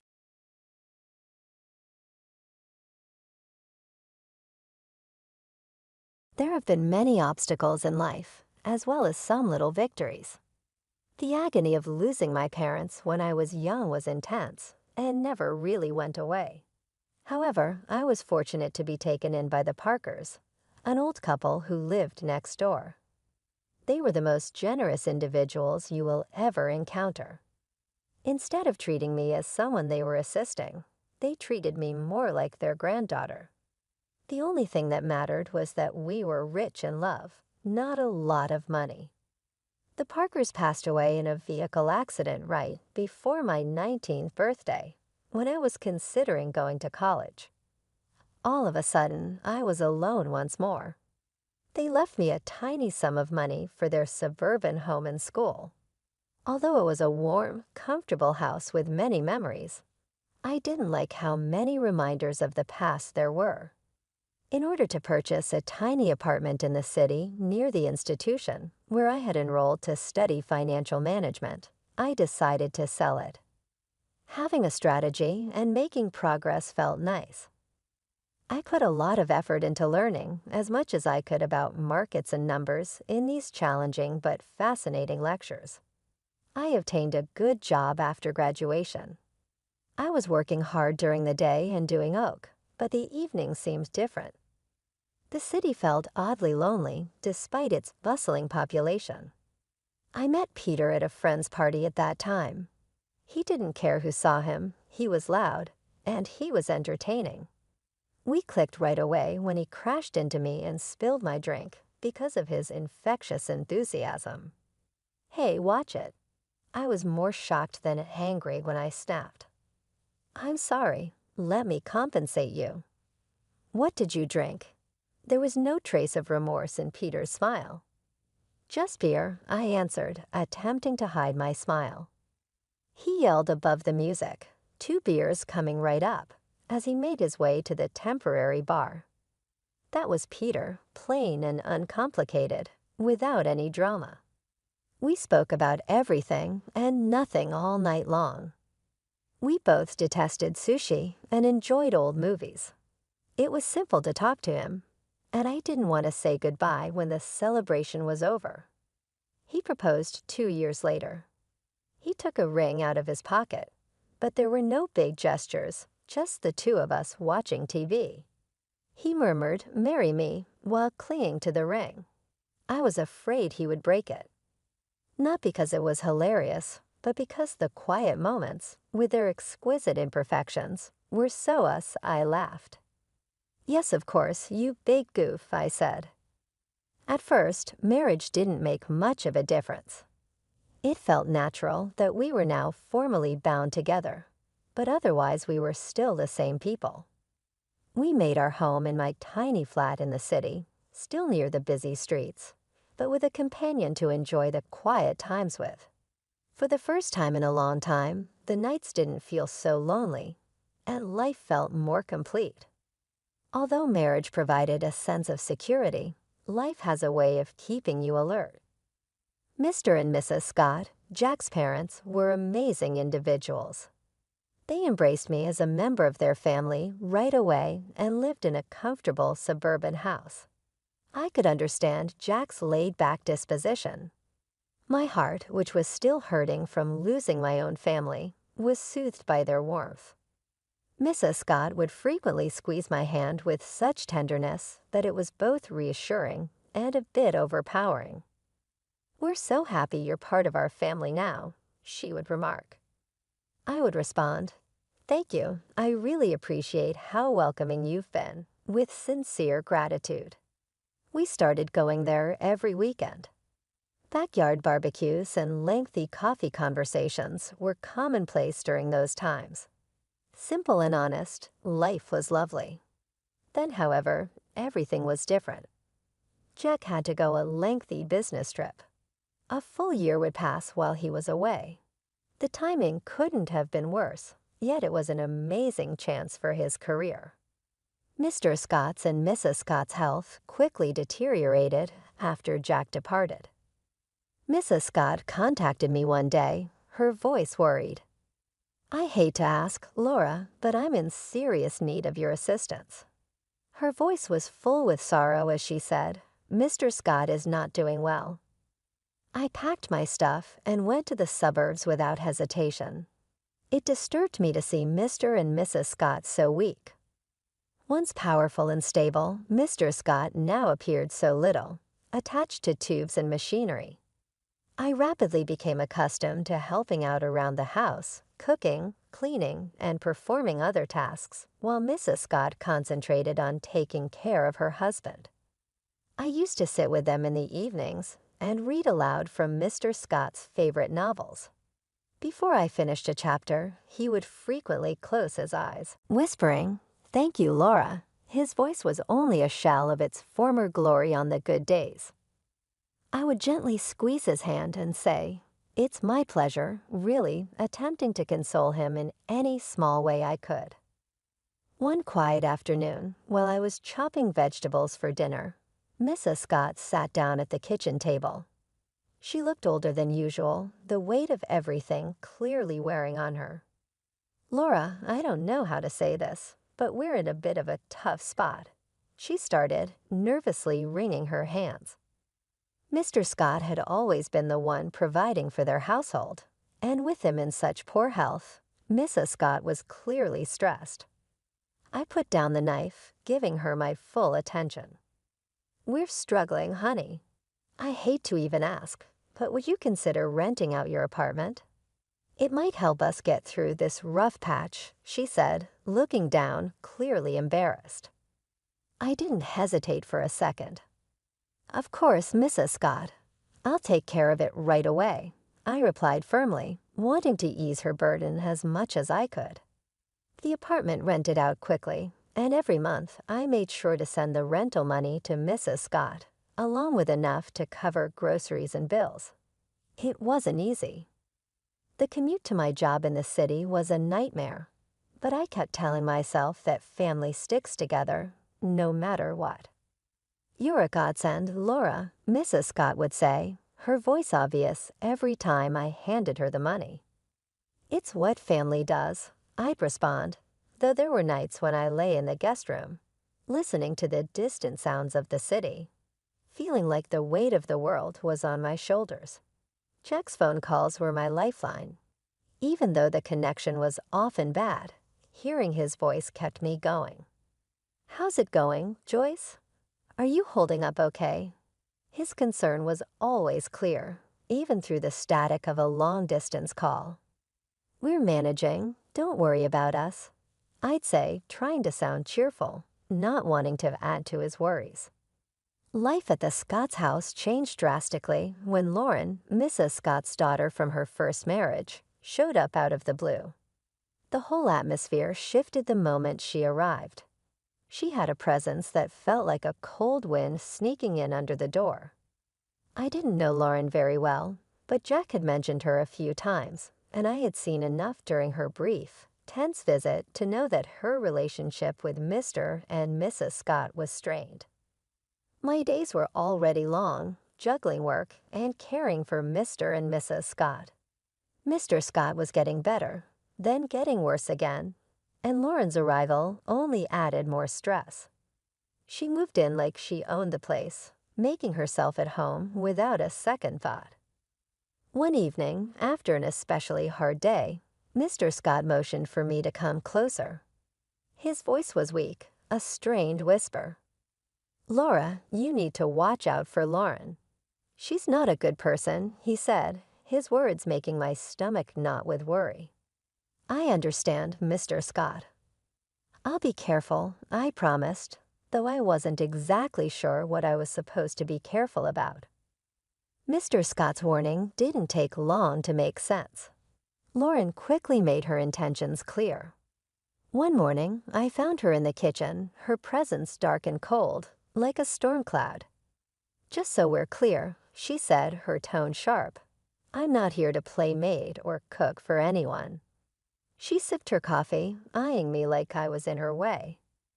I felt like an outsider in her mother's kitchen. Lauren's presence made it clear that I was not welcome, but I tried to stay calm. "Okay, Lauren. I've been taking care of things so far, and I can keep doing it," I said, hoping to keep the peace. "Good, because I don't plan on lifting a finger."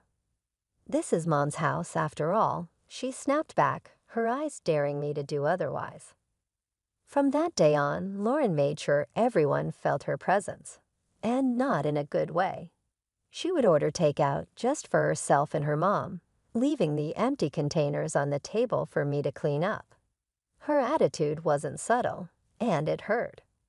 But I kept quiet because Mr. and Mrs. Scott needed peace.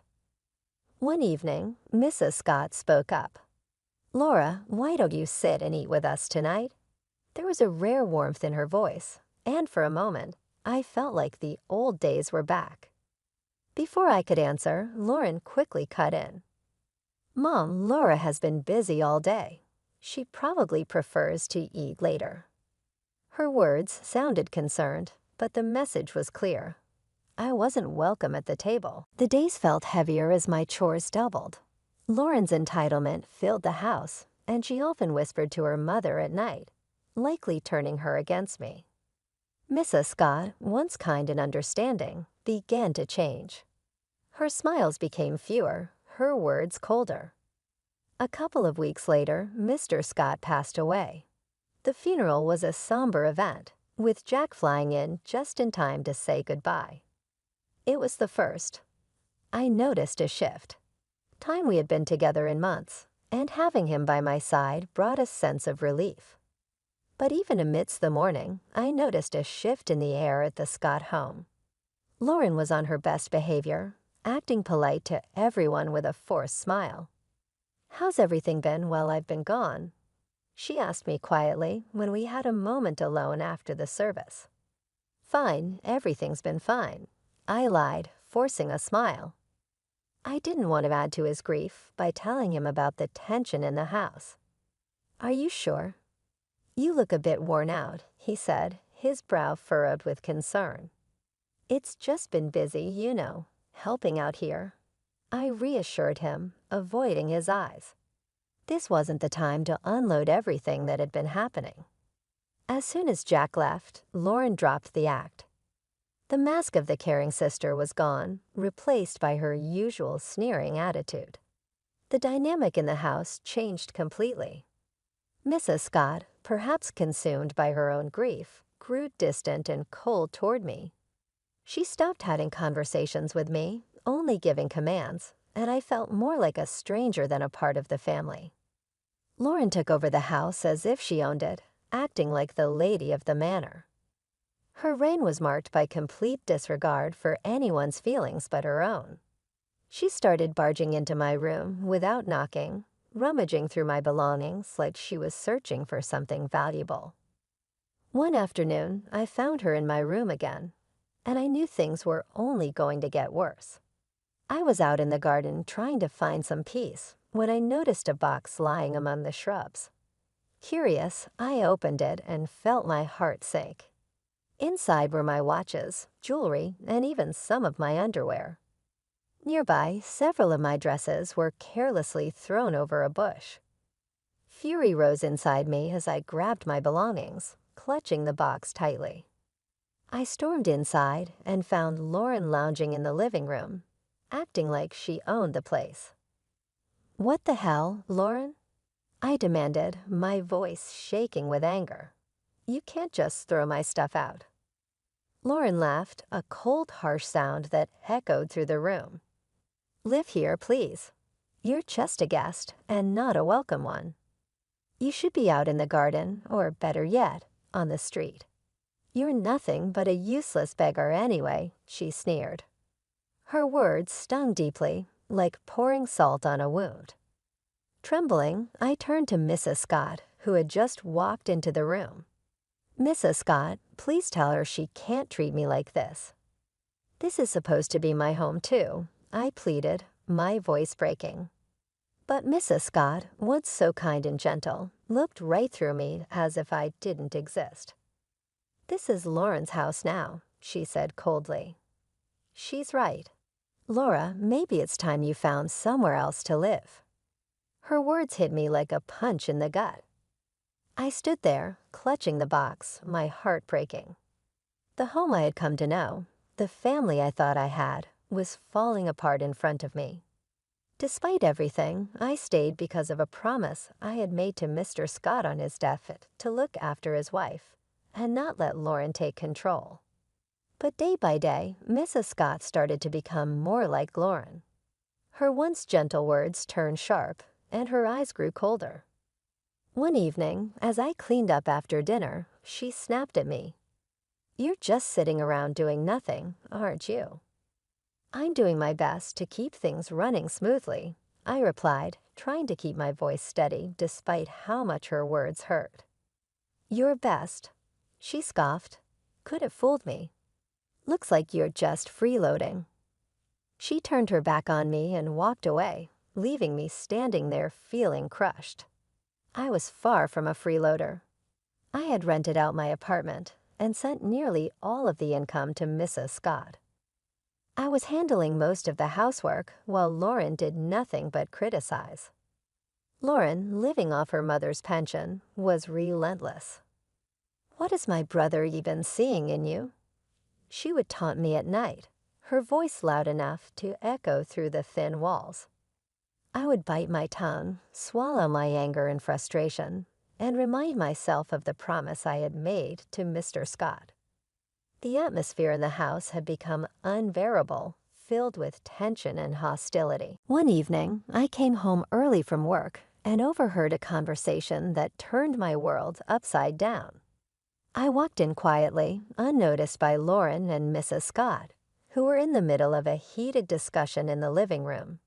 "We need to get her to sell that apartment of hers. You know how much we could use that money," Lauren said, her voice greedy and calculating. "Yes, but how do we convince her? Laura isn't stupid. She won't just hand it over," Mrs. Scott replied, sounding both frustrated and greedy. "Leave it to me, Mom. I'll sweet-talk her into it. Once she signs it over, we can finally live the way we deserve." Lauren's words slithered through the air like a snake. Hearing them plot to take away my only financial security hit me like a punch to the gut. Fear gripped me. I knew in that moment I couldn't stay any longer. My heart racing, I slipped away to my room unnoticed. They were planning to rob me of everything, and I had to leave before they could succeed. I made up my mind right then and there. Every second in that house now felt like a countdown to disaster. With shaking hands, I quickly packed my essentials. I didn't bother with goodbyes. They didn't deserve them. Slipping out the back door, I ordered a taxi to take me to the train station. As I sat on the train, doubts swirled in my mind. Would Jack understand? Would he take their side?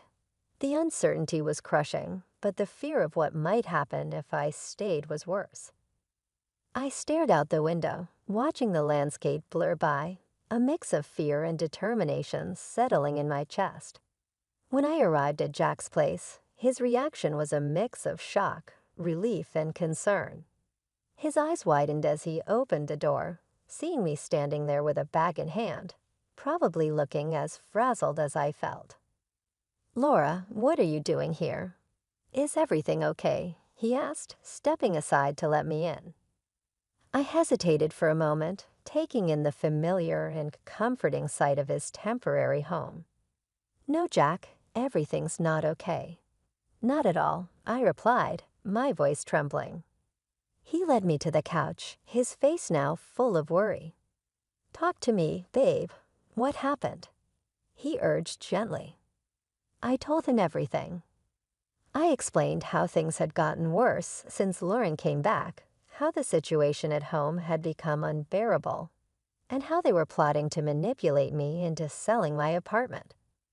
I hadn't wanted to worry him while he was away working, but now there was no hiding it. As I spoke, Jack's face grew darker with every word I said.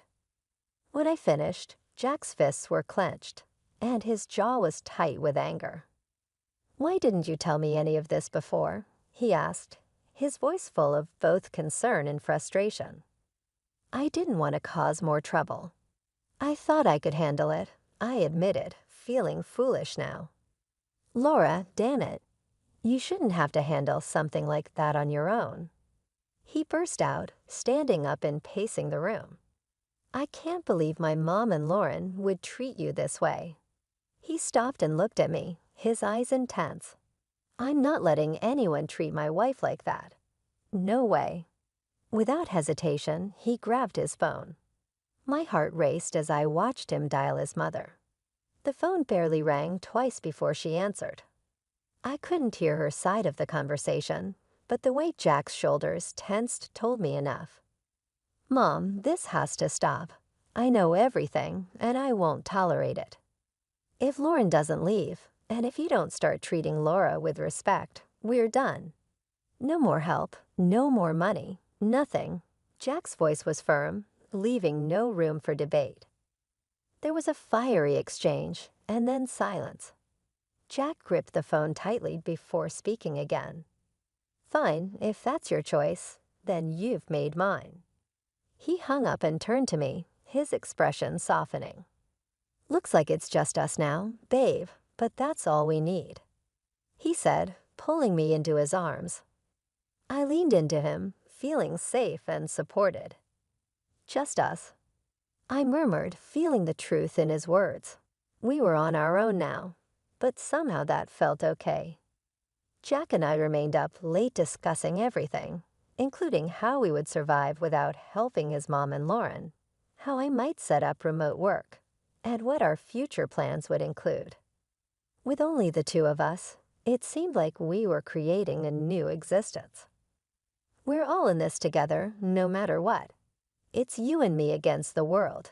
Jack grinned resolutely. Right, I said with a smile of my own, feeling more certain having him at my side. The days that followed were hectic. Fortunately, my employer accepted my request to work remotely.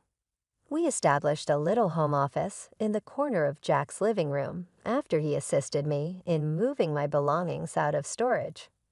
Although it wasn't flawless, it was ours and tranquil. I felt like a ghost from the past when I got a call about a week into our new routine. Mrs. Scott was the one. Once so pleasant to me, her voice now sounded harsh, desperate, and entitled.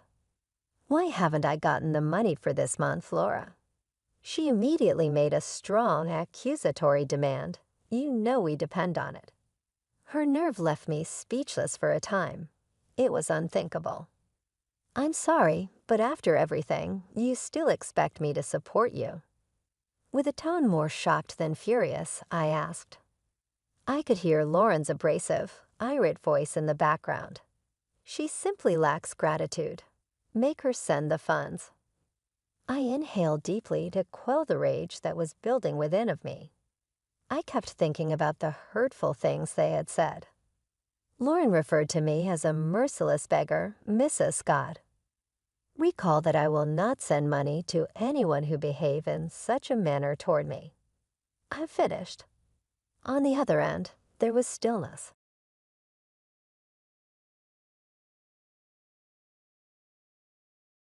This is the story of how I came to realize that family isn't necessarily blood, and that sometimes the people who ought to love you the most are the ones who hurt you the most. My name is Daisy. As a recent college graduate with stars in their eyes and professions on their minds, I arrived in the world as an unwanted surprise to my parents. My mother sought an abortion when she learned she was expecting. They weren't prepared, it wasn't the proper moment, etc. My grandparents, however, had different plans. You see, they were Ed, and they had been providing financial support for my parents. Upon learning of the pregnancy, they established a rule. Either have the kid or bid the gravy train farewell. I was an afterthought from the start. My mom was eager to return to work, so I had to rely on my grandma and a succession of nannies. Although I appreciate the attention they provided, it wasn't the same as having biological parents. My grandparents began to distance themselves from me as I got older. They had fulfilled their responsibility, keeping me alive in everything, and were now traveling to far-flung places to enjoy their golden years. I suppose I can't blame them, but it made me feel even more alone. I was basically rearing myself by the time I was 7 years old. I was able to prepare simple meals, wash my own clothes, and get ready for school. It was my usual, but it wasn't ideal. Then everything was different. My mother became pregnant once again. It was different this time. My parents were eager and prepared. They believed that after making a reputation for themselves and moving up the business ladder, they could now afford to have children. It felt like the sun had finally risen in our home when my sister was born. Cooing and fawning over her as if she were made of gold, my folks were ecstatic. I was forced into the darkness even more. The disparity in our treatment became increasingly apparent over the years. Toys, clothes, and attention were all given to my sister. She obtained what she desired. If she did something wrong, it was dismissed with a kids will be kids attitude and a giggle. Me, I discovered how to avoid making requests. I used what I had and wore hand-me-downs. If I made a mistake, I would be disappointed and given responsibility lectures. Please understand that we were by no means impoverished. Both of my parents were doing quite well. However, they saw me as already mature and self-sufficient. My sister needed the money more than I did, so why spend it on me? I gave my studies my all attention. I would have their respect if I couldn't have their affection. I joined every group I could, maintained my good grades, and avoided problems, yet it was never enough. When I gave them my report card, they would nod absently before returning their attention to my sister's finger painting masterpiece. When high school finally arrived, I was eagerly awaiting my departure. I applied to universities covertly, keeping my parents in the dark until I was admitted. After being accepted into one of the top universities, I quietly packed my stuff and departed. They didn't realize I was gone for 3 entire days. Even so, it was only because my mother insisted on having some yogurt. Her voice seemed informal when she phoned, as if she were inquiring about the weather. "Daisy, could you pick up some low-calorie yogurt from the health food store on your way home?" It nearly made me chuckle. She was just interested in yogurt, and here I was, beginning a new chapter in my life. I tried to speak steadily as I said, "Mom, I'm not at home. I spent the last 3 days in college. I reside in the residence halls." The other end was silent for a minute. As she tried to digest this knowledge, I could practically hear the gears spinning in her mind. Then, with no trace of regret or worry, she added, "Oh, well, you'll have to stay in a hotel if you return. Your sister now has your room." Although college life was exciting, finances were tight. My grandparents, bless them, provided me with financial assistance, even if my parents did not. Regularly, they sent me tiny amounts, enough to keep me afloat. Even though it wasn't much, the idea that someone in my family genuinely cared meant more to me than the money. During our few phone conversations, my grandma would remark, "Daisy, dear, we're so proud of you. You concentrate on your schoolwork, okay. Put all other worries aside." To my soul, those words were like a balm. Determined not to disappoint them, I pushed myself back into my studies with newfound zest. I was adamant about doing well in my classes. Therefore, I was unable to work part-time like many of my peers. I thus made every cent matter, lived mostly on ramen, and squeezed pennies.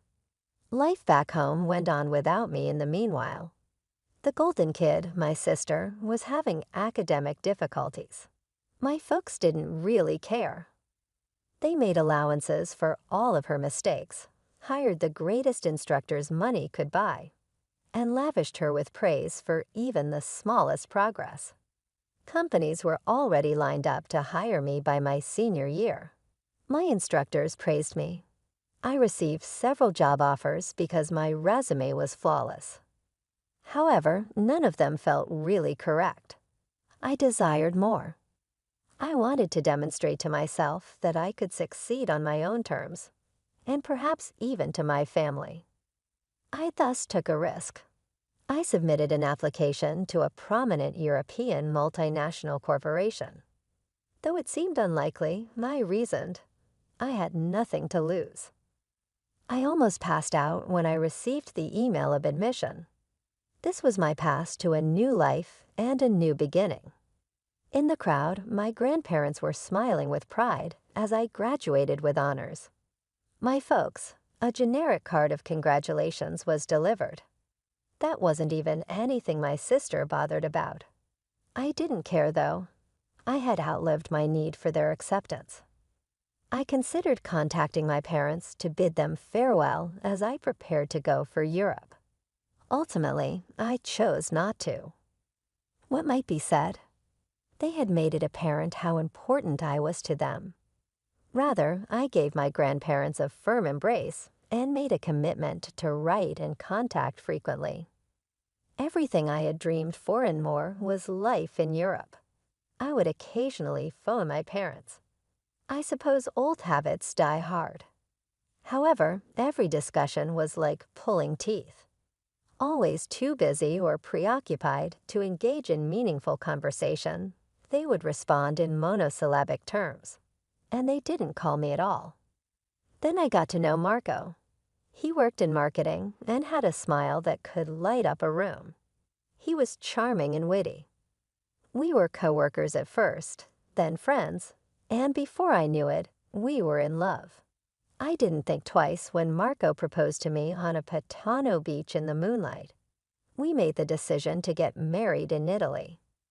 One evening, while we were going over wedding arrangements, Marco suggested we should go tell your parents in person and appropriately invite them. It's the proper course of action. Thus, equipped with wedding invites and optimism, foolish hope, as it turned out, we took a plane back to the United States. It was obvious we weren't welcome as soon as we entered the house where I grew up. My parents were aloof and preoccupied. They hardly recognized our news and hardly gave Marco a glance. My mother looked at her phone and remarked, "Oh, that's nice." However, we're quite busy.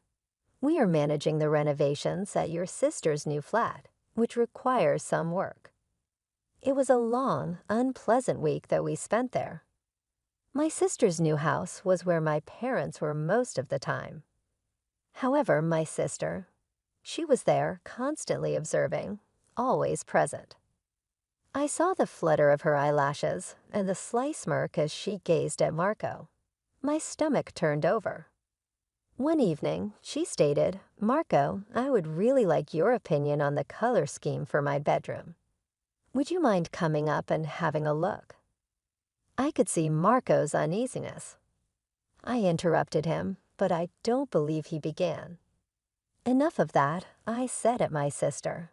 "Get out of his way. He's my fiancé." She pressed her features into a pout. She complained I was just being friendly. "Daisy, you're so self-centered. Everything is something you always want for yourself." She probably rushed off to scream in front of our parents. And sure enough, my mother appeared with a thunder-like expression about 5 minutes later. She screamed, "How dare you talk to your sister like that?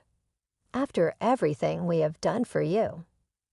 I let out a rough, sour laugh. "What have you done for me? Isn't that a joke? All you've done in your life is neglect me." However, it was pointless. I would always be the bad guy, the undesired kid who dared to have more in their eyes. I made a choice that night while Marco and I laid in bed at a neighboring hotel, because, of course, my sister now uses my former room as a home gym. "Let's head home," I said. "Go back to Italy." I no longer call this place my home. It's been a while since then. Marco drew me in, his warmth providing solace in the harsh truth of my family's lack of interest. "All right," he stated plainly. "Let's head home." As we boarded the plane the next day, I felt a mixture of relief and sadness.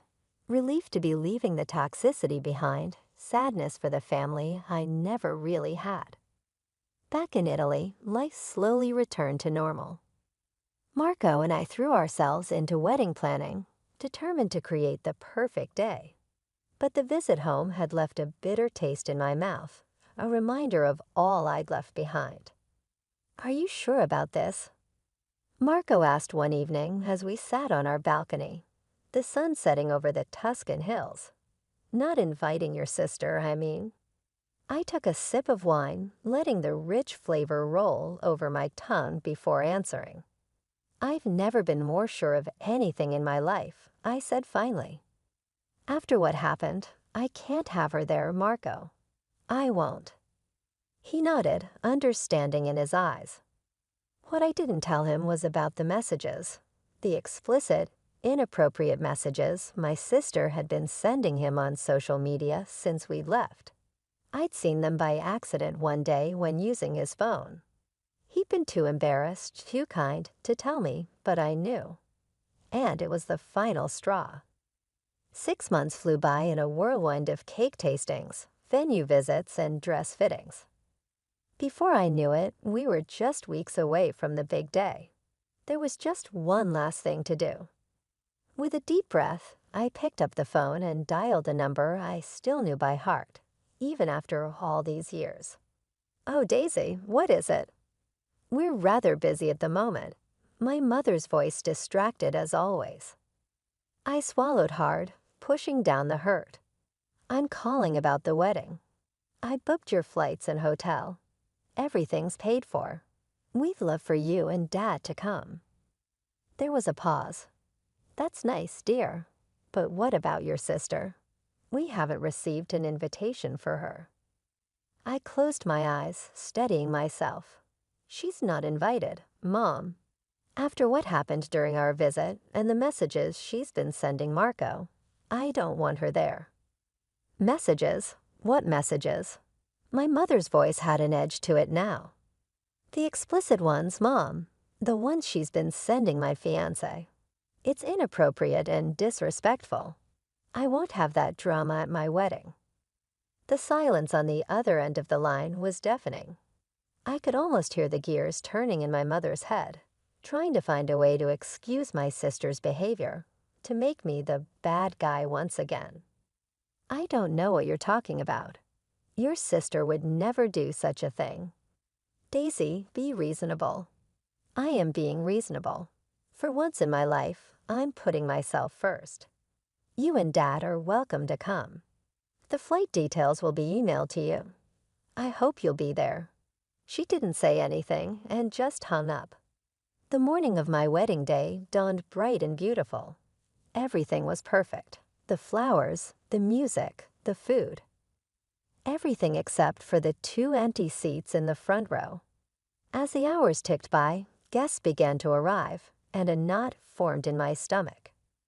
Where were they? Surely they couldn't do that to me. Marco, I said, my voice trembling slightly, can we delay the ceremony a bit? I need to make a call. His eyes filled with understanding and sympathy. Of course, amor. Take all the time you need. With shaking hands, I dialed my mother's number. It rang, and just as I was about to give up, there was a click. Hello, my mother's voice was groggy and irritated. Mom, where are you? The wedding's about to start. There was a pause. Daisy, do you have any idea what time it is here? We were sleeping. It's the middle of the night. It seemed as if someone had hit me. Are you sleeping? However, you were expected to attend the wedding. I emailed you the hotel details, the ticket, and everything else. Oh, that. Her tone became icy. Well, we made the decision not to go. Today is your sister's housewarming celebration. We couldn't overlook that. What I was hearing was unbelievable. She's warming up the house. However, she has been aware of my wedding date for months. She scheduled it for today, but why? Daisy, don't be self-centered. You are not the center of the planet. In addition, Toifu had invited your sister, as you ought to have. How could you expect us to attend one daughter's celebration, but not the other, Mom? With a harsh voice, I interrupted her. After what she did, you know why I didn't invite her. Daisy, that's all in your brain. Such an action would never be taken by your sister. You've always tried to make her appear terrible because you're envious of her. I let out a sour laugh. Are you jealous? Do you believe this is about that? God, Mom, do you even hear yourself? Young woman, don't take things personally. You are to blame for this. I have no interest in your sister's party. For her, I completed. My wedding is obviously none of yours too. Mom, goodbye. Have fun at the celebration. Before she could reply, I hung up, my hands trembling, but my will unwavering. I took a big breath, looked in the mirror, and decided what to do. I thus went down the aisle by myself, without a mother to weep or a father to give me away. But I knew I didn't need them when I saw Marco standing there, his eyes full of love. Everything I required was in this place. Wounds tend to heal, or at least become numb, over time. Together, Marco and I created a successful, loving, and humorous existence. With promotions and recognition for our efforts, We had both ascended the corporate ladder. We built a home, traveled, and made friends. My parents didn't get in touch. No Christmas pleasantries, no wedding congrats, nothing. I eventually stopped anticipating that they would. On my birthday, I stopped looking at my phone and stopped expecting a Christmas card. That was simpler. Then my phone rang on an arbitrary Tuesday in April. My hometown is an unknown number with a very recognizable area code. "Hello." With my heart racing, I replied. "Daisy, is that you?" Compared to my memory, my mother's voice seemed older and more worn out. "Daisy, we need your help." The tale was thereafter released. My parents' employer, for which they had given up everything, including their connection with me, had filed for bankruptcy. They had no funds to fall back on and were unemployed. As my mother added, "We've always lived well. You know that." There was a hint of desperation in there. "We need assistance, even though we acknowledge that we haven't been good parents to you. Please." I closed my eyes, feeling a mixture of contradictory emotions. Sadness for their predicament, anger at how they had been treated in the past, satisfaction at their retribution, and a little treacherous glimmer of hope. This could have been it. Perhaps this was the first time they would notice and appreciate me. "Okay," I eventually said. "I'll assist. How much do you require?" I winced at the sum she stated, but I could pay it. After all, Marco and I had done well for ourselves. With a range of emotions churning in my chest, I made the transfer right away. I informed her, "It's done. The money should be in your account soon." The pattern persisted throughout the ensuing months. There will be constant requests for money in the text messages. The demands were regular, but the emails had shrunk. And I foolishly sent the money each time. Marco discovered me looking at my phone with a regretful smile on my face following one of these transactions. Gently he inquired, "They asked for money again." I gave a nod, and I mailed it again. God, when did I become such a sucker? Marco put his arm over my shoulders as he sat next to me. "Amor, you're not a sucker. You're nice. It's not your fault that they are unable to recognize their wonderful daughter." On a quiet Sunday afternoon, my world began to tilt once more. I had a cup of coffee and was aimlessly browsing Facebook when I was struck by a picture. My parents were relaxing by a pool at what was obviously a very nice resort, looking comfortable and tanned, sipping drinks. As I clicked through additional pictures, my fingers trembled. They appeared to be enjoying their best lives, dining at a restaurant with a Michelin star, and standing in front of an opulent spa, as if they had stopped pleading with me for money months ago. I browsed to my sister's page with increasing dread. What I witnessed there chilled my blood. She is shown in several pictures in upscale bars with fancy shopping bags stacked around her and a brand new sports vehicle. Additionally, the subtitles read, "The world's greatest parents have given me yet another incredible gift. I am fortunate to be the only child. I'm really fortunate to have parents that will stop at nothing to help me. Proud yet spoiled. Nothing but the best for our little princess, and you deserve it all. Sweetheart," were among the comments left by my parents, who liked every post. I was ill. The phone fell to the ground with a clatter as it slid from my shaking fingers. How were they able to? Dare they? Just like clockwork, my phone began to ring. They were the ones. I took a long breath before responding. "Daisy, dear," my mother said in a falsely lovely voice. "We wanted to know when the next transfer might be sent. You know, life has been really difficult. We're considering remodeling the house. It has become so dismal and aged. Something inside of me jerked. How could you? I've seen the pictures, Mom, the resort, the dining options, and the presents for my sister. After a break, my mother's voice became icy. "Listen to me now. You were given life by us. You know, we decided to have you instead of Mike getting an abortion. We are owed everything by you. Let's talk about that money now." I stopped her in her tracks. My entire body trembled with anger and pain as I hung up.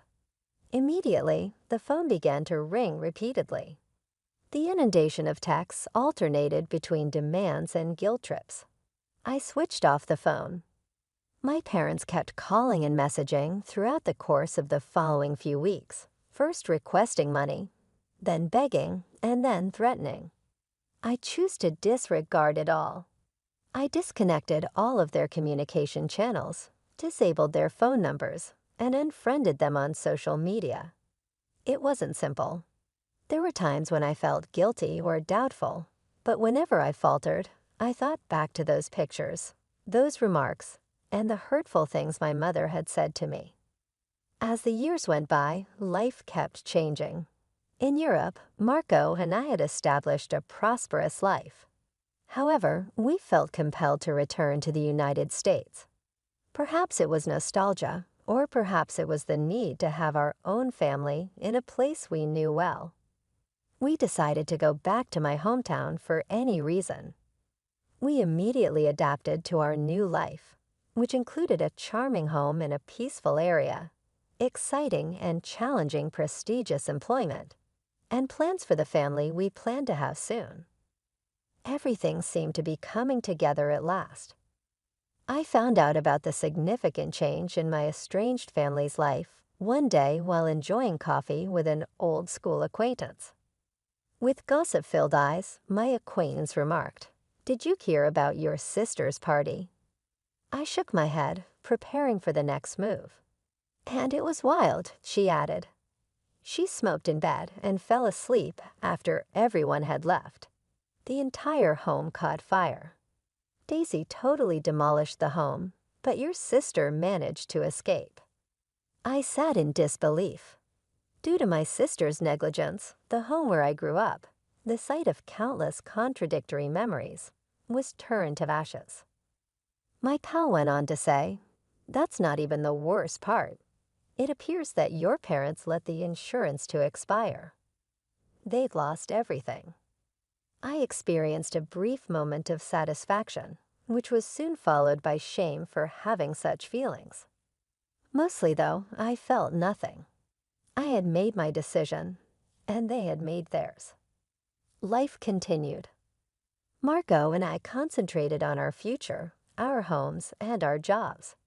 Then all changed on a bright Saturday morning when there was a knock on the door. My parents were right there when I opened it. They appeared aged and worn out. The expensive clothing and immaculately styled hair had vanished, to be replaced with antiquated, scruffy attire and disheveled, graying hair. My mother murmured, "Daisy," in a shaky voice, "We need your help." I stood still as they told me their story of misery. Living in a small rental flat, having no funds, having no parental assistance, and being unable to obtain employment at their age. "And your sister," my father continued in a resentful tone. "We requested to remain in the apartment we purchased for her. She told us she didn't have space for elderly folks and threw us out. The absurdity of the golden child betraying them, just as they had betrayed me, made me want to laugh.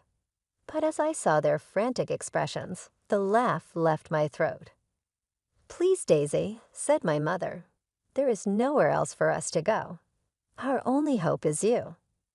I was tempted for a second. The part of me that had always yearned for their affection and acceptance wanted to open the door and let them in. Then my mother continued, "You owe us this," in a tone that changed from begging to demanding. "I could have aborted you after all. Your life is owed to us." The magic was broken in an instant. A sense of peace descended upon me, a conviction I had never experienced before. "No," I answered in a calm, firm voice. "I owe you nothing at all. Not for having me, not for neglecting me for years, nor for repeatedly picking my sister above me. Your decisions were your own. You must now coexist with them. I'm asking you to go now. I'll contact the cops if you don't." I resisted my father's attempt to go forward. "I mean it," I acknowledged. "Leave now and don't come back." Threats and obscenities were hurled as they departed. When the tears eventually came, they were tears of relief and closure rather than regret or grief, so I leaned against the door and closed it. I gave my grandparents a call that evening. Even though they were far away, they had always supported me. As I told them the entire tale, they listened and offered consolation and encouragement. The words "you did the right thing, Daisy" were spoken by my grandma. You can't set yourself on fire to keep others warm, especially those who wouldn't even notice if you burned. I had a wave of calm as I hung up the phone. I had cut the remaining connections to my poisonous past. Before me, the future loomed bright and full of opportunities.